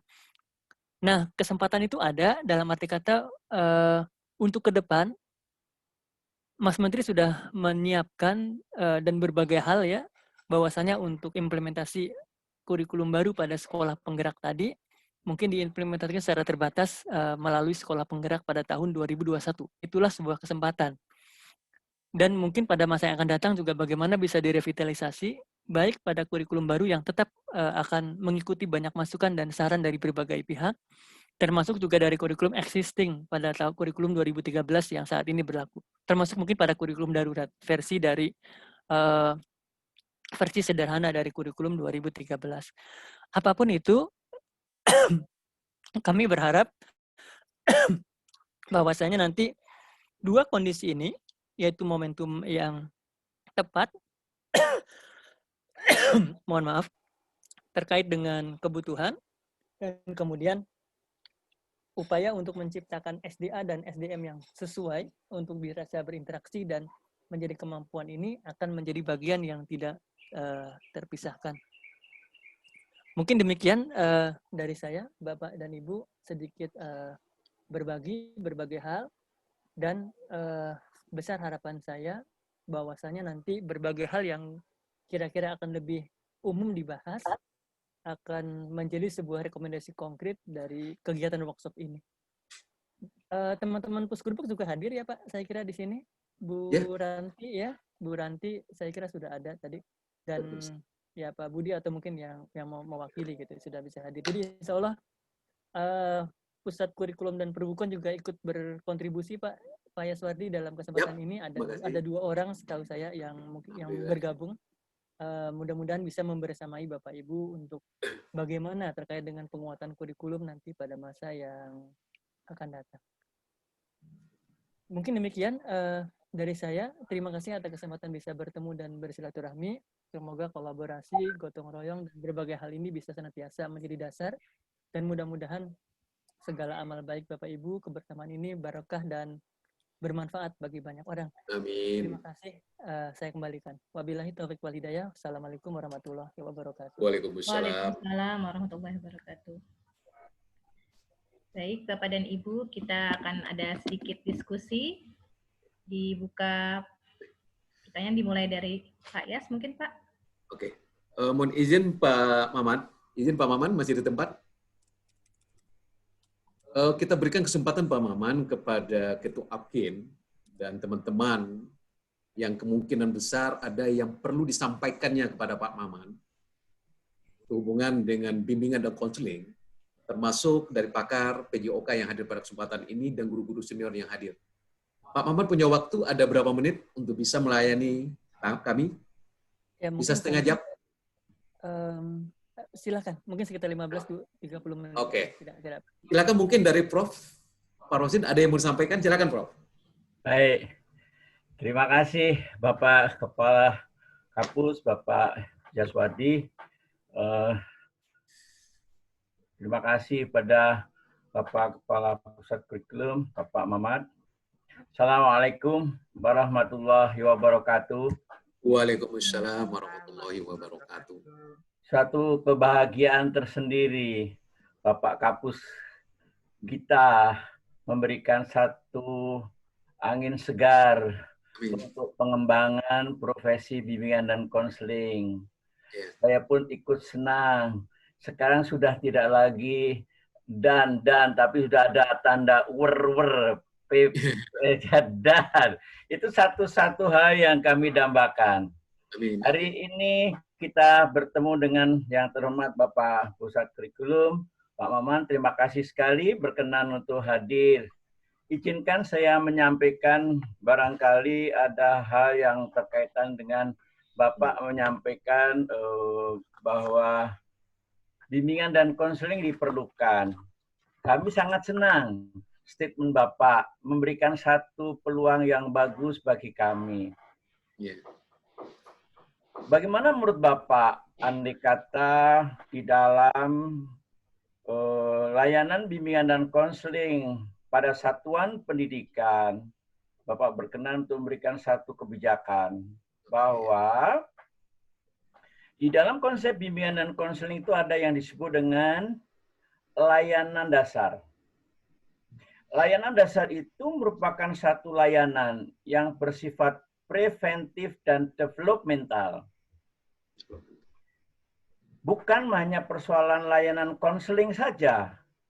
Oleh karena itu, Bapak Kapus Purbuk, Bapak Maman, di profesi BK itu sebenarnya ada dikenal dengan membimbing, lebih condong pada upaya-upaya yang bersifat preventif dan developmental potensi peserta didik kita.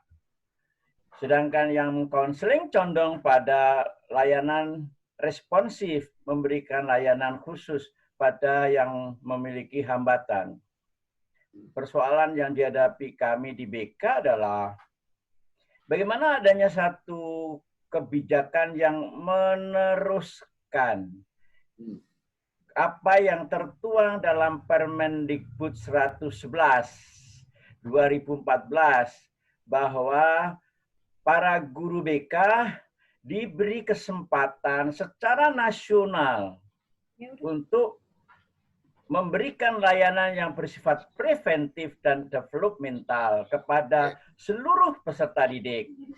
Nah, kami dari Aphin bersama Bapak P4TK Penjas BK tentu akan mempersiapkan konten apa yang dipersiapkan agar para guru ini benar memberikan upaya yang bersifat preventif dan developmental. Dan saya sudah senang sekali Pak Yaswardi selalu berkomunikasi dan kita akan membangun BK, dan ini kesempatan emas bagi kami untuk bagaimana kita memberikan satu layanan bimbingan dan konseling secara nasional. Seluruh guru BK diberi kesempatan memberikan layanan dasar yang secara rutin terjadwal di kelas.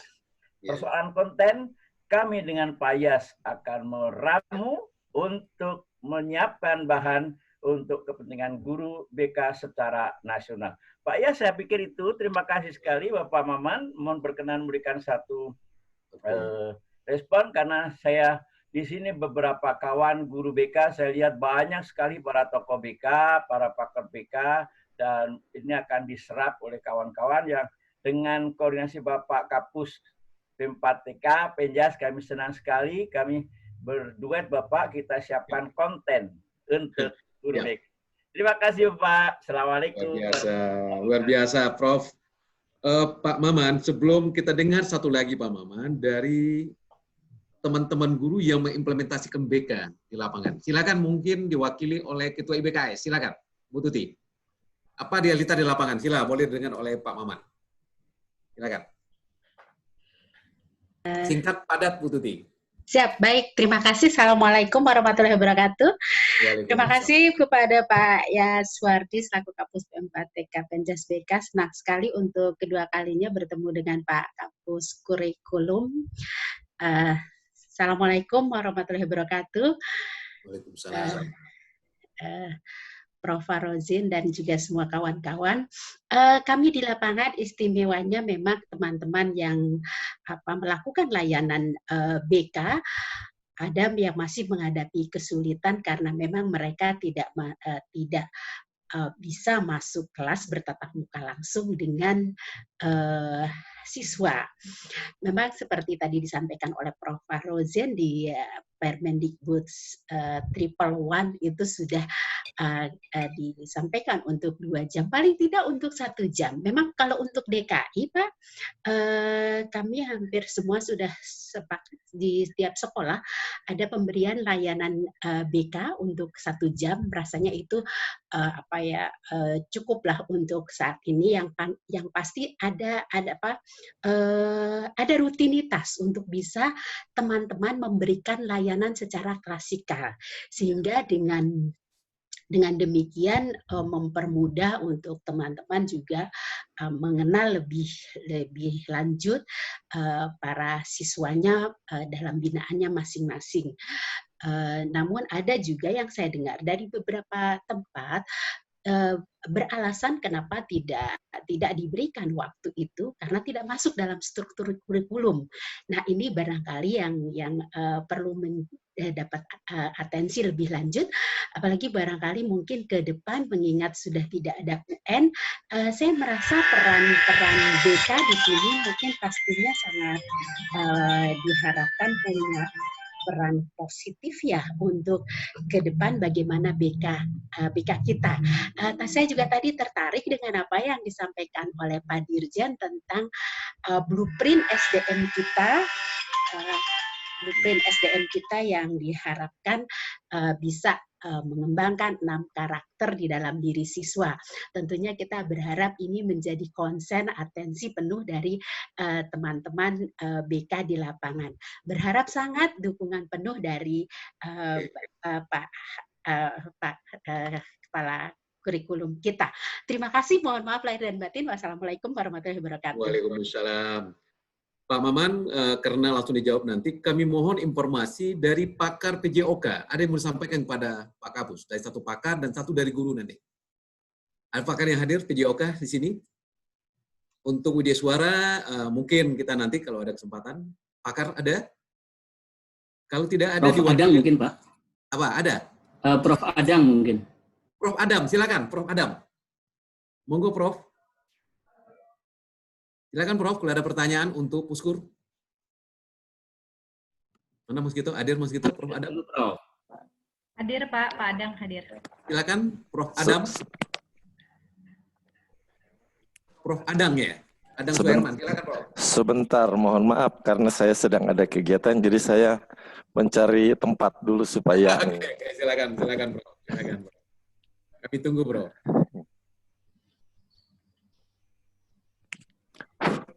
Baik, terima kasih atas kesempatannya. Pertama-tama saya ingin mengucapkan terima kasih kepada Bapak Dirjen GTK, Bapak Dr. Iwan Syahril.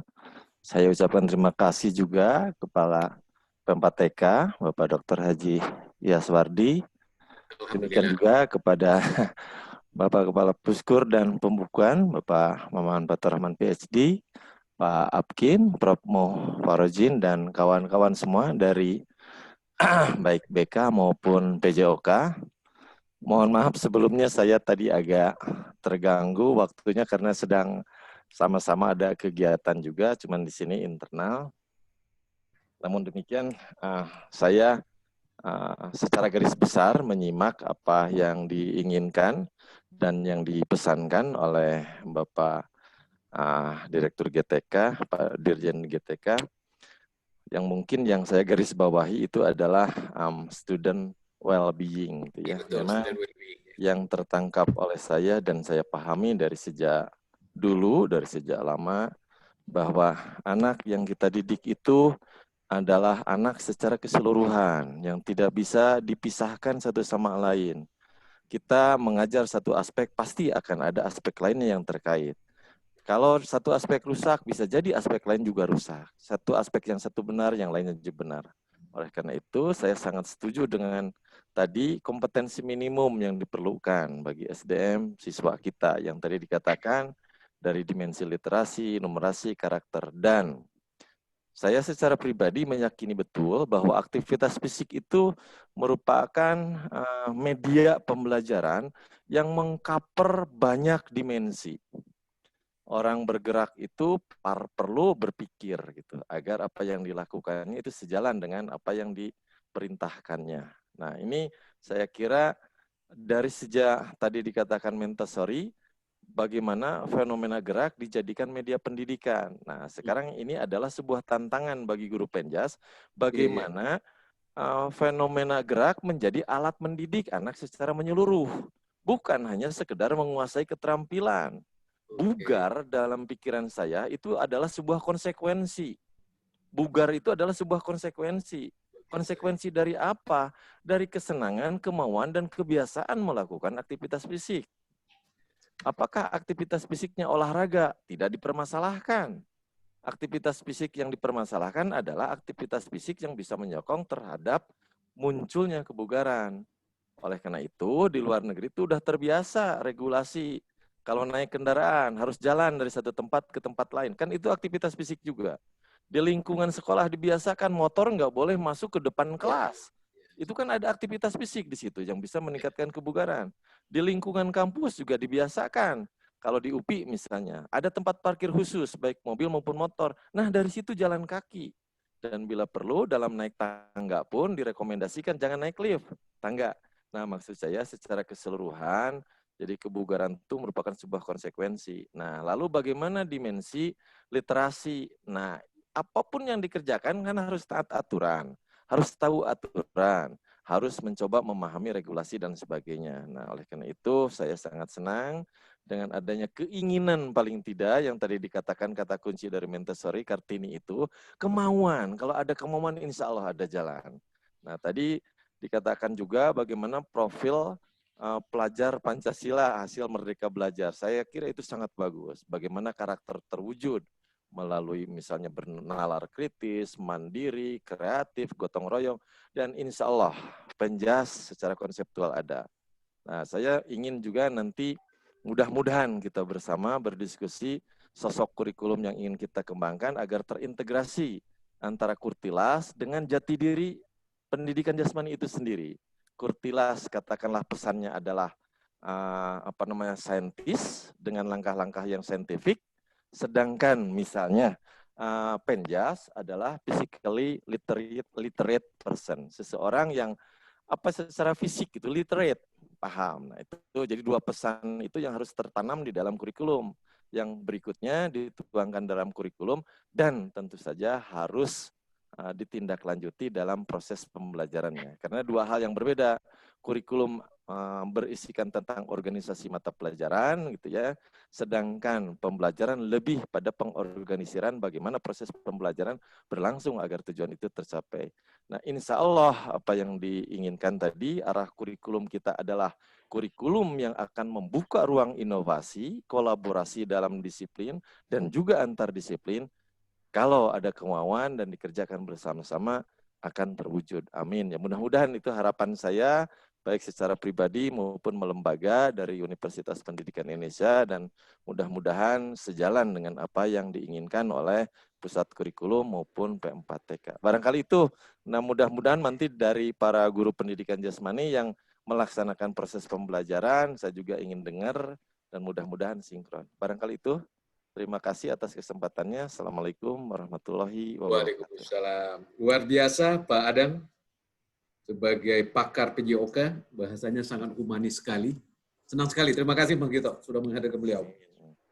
Selanjutnya kita dengar Pak Maman, satu dari guru PJOK. Apa yang terjadi di lapangan tentang pembelajaran pendidikan jasmani, olahraga, dan kesehatan? Silakan, siapa yang mewakili kira-kira? Mohon izin Pak, saya Anggara. Silakan, mana? Coba. Anggara dari SMK Negeri 7 Surakarta. Lanjut, ya silakan. Oh, Pak Anggara, monggo Pak Anggara. Lanjut. Silakan Pak. Singkat padat Pak Anggara. Ya, terima kasih Bapak. Terima kasih atas penjelasannya dari Gus Kurbuk tadi terkait dengan PJOK, bagaimana PJOK tertuang dalam Sisdiknas maupun tujuan pendidikan nasional. Selain itu juga penjelasan dari manfaat dari Prof. Dadang tadi juga luar biasa sekali. Hanya saja terdapat beberapa hal yang sedikit berbeda di lapangan, terutama terkait dengan kurikulum, terutama di kurikulum di SMK. Ya, di kurikulum di SMK itu berbeda dengan kurikulum yang di level sama seperti SMA dan SMP. Di sana ada jam pelajaran untuk penjas, itu adalah 3 jam per minggu untuk level kelas 10, 11, dan 12. Sementara untuk SMK itu diubah menjadi 2 jam sesuai dengan peraturan Dirjen PSMK. Itu hanya 2 jam per minggu dan hanya untuk kelas 10 dan kelas 11. Nah, ini menjadi permasalahan bagi kami di lapangan karena terutama kami mendapatkan banyak sekali pertanyaan dari para siswa itu sendiri, terutama anak-anak yang kelas 12, karena mereka merasa bahwa kesempatan mereka untuk berinteraksi, mereka merefleksi ketika harus berpikir keras di sekolah, di pelajaran-pelajaran yang lain, atau praktek di lab, kemudian berolahraga itu adalah salah satu sarana bagian mereka untuk berrekreasi atau merefresh pikiran. Tetapi ketika ternyata kurikulum sesuai dengan Perdirjen itu kelas 12 nggak ada, kemudian mereka melakukan protes. Mereka mengira bahwa ini adalah kebijakan yang dilakukan oleh sekolah. Padahal tentu saja sekolah hanya mengikuti kebijakan dari Perdirjen. Nah, yang ingin kami tanyakan adalah hal ini sudah kami tanyakan dan kami perjuangkan untuk diketahui kenapa di SMK berbeda seperti daripada SMP dan SMA. Padahal secara kurikulum 2013 itu sama 3 jam, tetapi ada kurikulum khusus Perdirjen itu yang membuat SMK berbeda. Karena hal ini tentu bagi peserta didik yang sudah memiliki kesenangan untuk beraktivitas fisik itu tentu tidak ada masalah, mereka akan memiliki aktivitas fisik yang rutin di luar sekolah. Tetapi bagi peserta didik yang belum memiliki hasrat untuk masalah, karena itu akan dibawa sampai dia kemudian sampai dia lulus dan sebagainya. Nah, pertanyaan kami, bagaimana solusi terhadap permasalahan ini untuk agar penanaman kesadaran untuk berolahraga di luar lingkungan sekolah itu bisa tertanam untuk terutama pada siswa-siswa kelas 12 SMK. Mungkin itu saja. Terima kasih. Assalamualaikum warahmatullahi wabarakatuh. Waalaikumsalam. Terima kasih Pak Anggara. Senang sekali saya mendengarnya, profesionalnya sudah tampak di sini. Pak Maman, silakan Pak Maman, ada 4 penanya dan penanggap sekaligus memberikan saran. Kami berikan waktu secukupnya kepada Pak Maman. Silakan.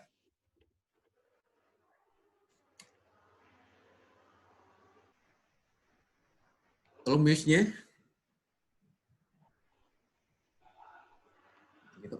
Oke, maaf ternyata bahas ini. Terima kasih Bapak dan Ibu. Terkait yang pertama, terkait tentang layanan dasar tadi benar ya Bapak Ibu. Jadi yang dalam konteks Merdeka Belajar, dalam konteks ini adalah teaching at the right level ya di sana Bapak Ibu. Jadi arah dari Mas Menteri itu memang siswa tidak belajar kalau terlalu sulit dan mungkin tidak belajar juga kalau terlalu mudah seperti itu. Artinya bagaimana kemudian identifikasi atau kemudian membimbing mereka untuk memiliki atau mencapai jalur yang tepat, di sanalah peran guru BK saya kira akan sangat tepat. Sebetulnya memang ada pemikiran apakah kemudian bisa ya, misalkan selain dalam konteks manusia gitu, guru BK apakah bisa juga ada sebuah sistem misalkan yang berperan dalam memilihkan itu. Nah, ini mungkin yang masih perlu menjadi sebuah kajian besar sebetulnya. Diskusi hangat dalam arti kata adalah bagaimana sebetulnya agar siswa tersebut bisa berkembang secara optimal. Ya, salah satunya sebetulnya kita berharap sebetulnya peran besar guru BK ya Pak Yaswandi ya. Dalam konteks rutin tadi ataupun dalam konteks hal lainnya. Mudah-mudahan konkretnya bisa terwujud lah dari salah satunya dari empat hari ya kalau saya tidak salah, pertemuan yang mungkin diselenggarakan pada kesempatan kali ini. Alhamdulillah. Lalu yang kedua terkait dengan implementasi di lapangan tadi Bu Tuti ya, berbagai hal memang iya, jadi peran guru BK saya pernah sempat mendengar juga waktu itu. Bu Tuti atau siapa yang cerita waktu itu? Bu Tuti. Tentang peran konkret. Nah, jadi mudah-mudahan best practice ini sepertinya perlu ada dokumentasinya ya Pak Yaswadi ya. Belajar dari contoh gitu. Jadi gini, kalau misalkan ada guru BK, bagaimana gitu dampaknya? Kalau tidak ada mungkin akan berbeda dan seterusnya. Jadi saya kira best practice makin banyak semakin bagus untuk menjadi contoh. Jadi implementasi tersebut sangat baik. Terima kasih Pak Adang, Prof. Adang di sana ya. Dalam konteks ini saya yakin Bapak sudah sangat berpengalaman ya dalam hal PJOK dan seterusnya, berbagai hal tadi. Dan itu memang sudah amanat ya Pak dari teman-teman semua dari undang-undang gitu. Bahkan Presiden juga tidak bisa mengubah itu kan, karena kan itu undang-undang dari DPR. Mengumpulkan DPR sedemikian ratus orang itu kan tidak mudah.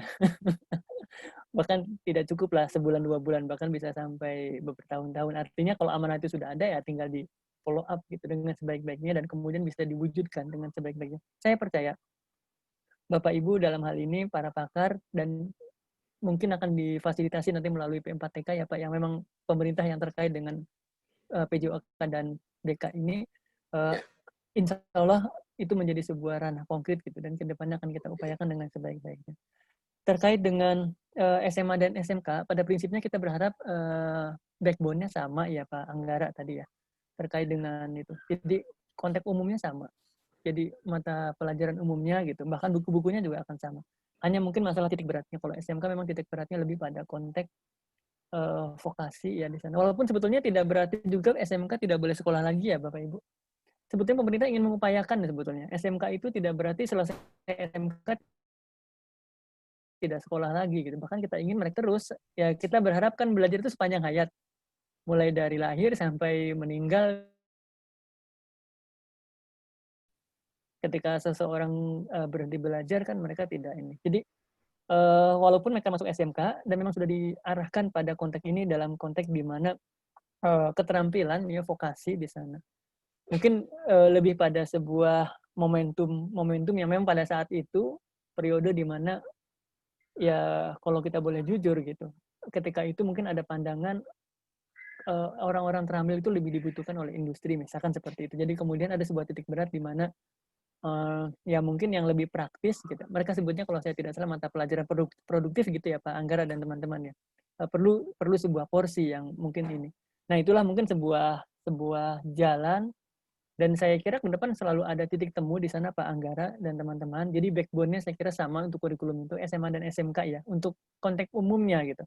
Jadi artinya pasti ada di sana Penjas dan PJOK maksud saya dan berbagai hal lainnya. Tinggal kemudian di sanalah nanti ada kontribusi ahli gitu. Jadi dalam hal ini. Jadi bayangan saya dan harapan saya adalah bagaimana kemudian Bapak dan Ibu bisa kemudian mungkin melalui P4TK atau melalui yang terkait lainnya gitu, kemudian mungkin awareness-nya pada masyarakat misalkan, kemudian kesadaran itu ya kemudian diikuti dengan contoh-contoh yang jelas, yang terbukti misalkan, yang benar-benar bisa terlihat dampaknya, misalkan seperti itu. Misalkan apakah penekanan bahwasannya ketika dengan olahraga dalam konteks ini ke fisik misalkan itu sangat diperlukan misalkan dalam ini.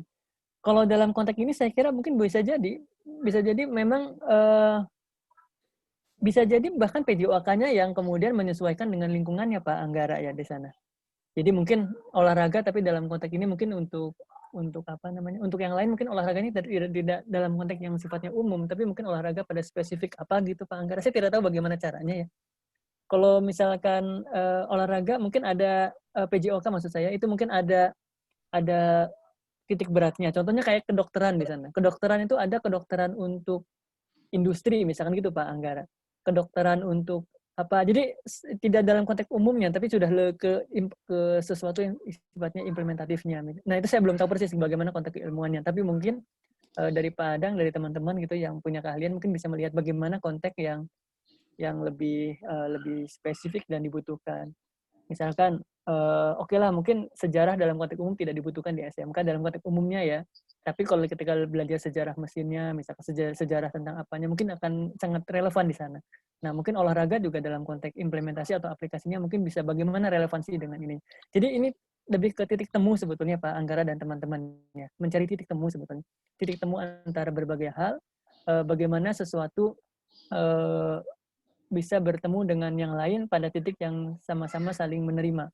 Jadi yang satu menerima dan mendengarkan yang lain, dan yang satu juga menerima dan mendengarkan. Di sana ada titik temu gitu. Ada titik temu di mana kolaborasi itu kemudian bisa terwujud. Nah, titik temu inilah sebetulnya yang sedang sama-sama kita upayakan. Dan solusinya ya dengan cara musyawarah, dengan cara bersilaturahmi, bertemu dan berbagai hal lainnya. Dan dengan cara seperti itu maka kemudian berbagai hal saya kira bisa dicari jalan tengahnya seperti itu.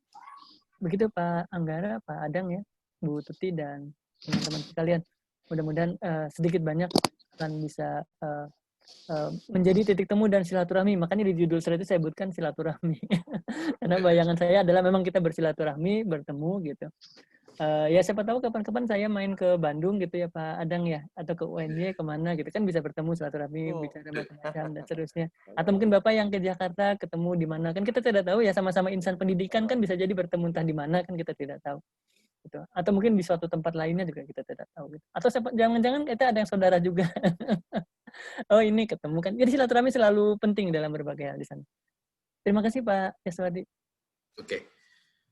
Terima kasih Pak Kapuskur, Bu. Bapak dan Ibu rasanya cukup diwakili oleh 2 pakar dan 2 teman guru. Insya Allah Bapak dan Ibu, kami mohon nanti kepada Prof. Farosin, sebagaimana yang disampaikan tadi oleh beliau dan Prof. Adang, kita butuh nanti satu rasional yang terukur. Secara filosofi, akademik, dan implementasi, PJOK dan BK itu penting. Sehingga, dengan adanya suatu rasional yang terukur, ini akan mendorong Kapuskur berbicara pada level yang lebih tinggi. PJOK dan BK itu the best, penting, dan oke, dan seterusnya Bapak. Jadi untuk itu kepada pakar dan kepada teman guru, mari betul-betul ada sinergitas. Apa yang disampaikan oleh pakar kita, tolong disambut nanti dengan realita di lapangan, karena akan muncul rekomendasi-rekomendasi yang intinya adalah menyampaikan kepada pengambil kebijakan di Kementerian Pendidikan dan Kebudayaan melalui Kapuskur BUK, PJOK dan BK harus diperkuat kurikulumnya.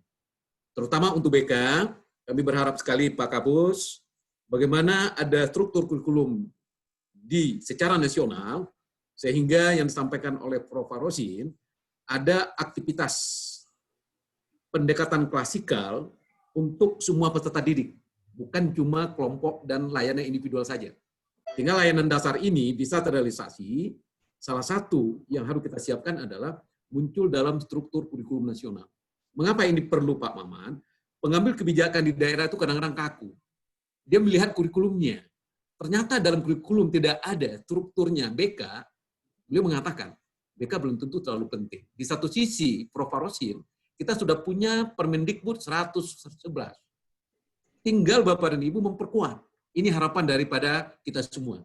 Jadi untuk itu Pak Maman, mohon maaf, besok tolong 2 timnya selalu hadir, menyimak, mendengar, memberikan masukan dari pakar PJOK dan BK, dan realita di lapangan dari teman-teman guru. Mas Gito besok menyampaikan strategi pelaksanaan seperti apa untuk PJOK, Mbak Ana juga akan menyampaikan strateginya seperti apa.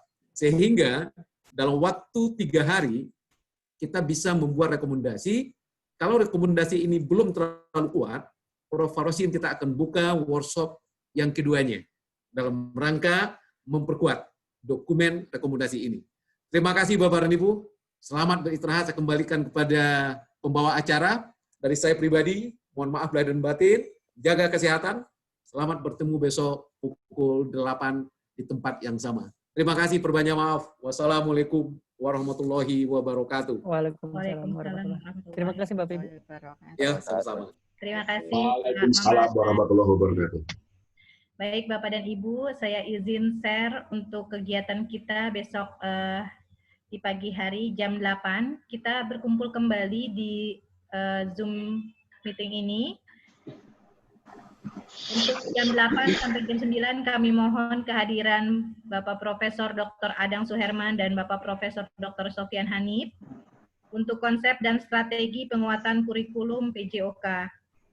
Lalu di jam 9 sampai jam 10, konsep dan strategi penguatan kurikulum BK, kami mohon kepada Bapak Profesor Dr. Muhammad Farozin MPD dan Bapak Profesor Dr. Samsu Yusuf LN MPD.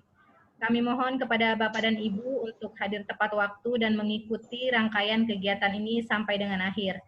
Lalu nanti dilanjutkan jam 10.15 dengan tinjauan pelaksanaan kurikulum PJOK yang akan disampaikan oleh Dr. Sugito Adi, dan 11.15 kita persiapan sholat Jumat, dilanjutkan kembali pukul 2. Baik Bapak dan Ibu, kita tutup acara ini, namun sebelum kita tutup kami mohon Bapak dan Ibu meng-on-kan videonya, menyalakan videonya, karena kami akan print screen dulu sebagai bukti kehadiran kita semua. Mohon maaf, Pak Amdani Sarjun, mungkin sholat. Kami mohon sebentar waktu sekitar 2 menit Bapak Ibu ya. Mohon videonya di-on-kan. Enggak, udah. Bu, saya ada Bu Amdani, Bu, ada. Pak Andori?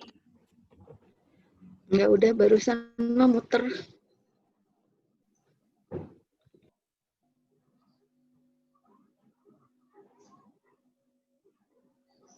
Oke, Mbak Milan. Ya, baik. Terima kasih Bapak dan Ibu. Sampai berjumpa lagi kita besok di ruang meeting yang sama. Sekali lagi kami ucapkan terima kasih kepada seluruh Bapak dan Ibu, baik Bapak dan Ibu Profesor maupun para guru semua, serta Bapak dan Ibu dari P4TK Penjas dan BK. Sekali lagi terima kasih, mohon maaf jika ada kesalahan. Terima kasih, wabillahi taufiq wal hidayah. Wassalamualaikum warahmatullahi wabarakatuh. Waalaikumsalam warahmatullahi wabarakatuh. Terima kasih. Nani, apa kabar Bu Nani? Jadi sebentar ya. Sebentar sudah selesai. Masih ada besok kita lagi. Ya, terima kasih. Terima kasih Bu Tuti tadi ya. Kita ke Lampung, ke Ciamis, kemana-mana ya, ke Bandung. Ayo ke Ciamis. Terima kasih.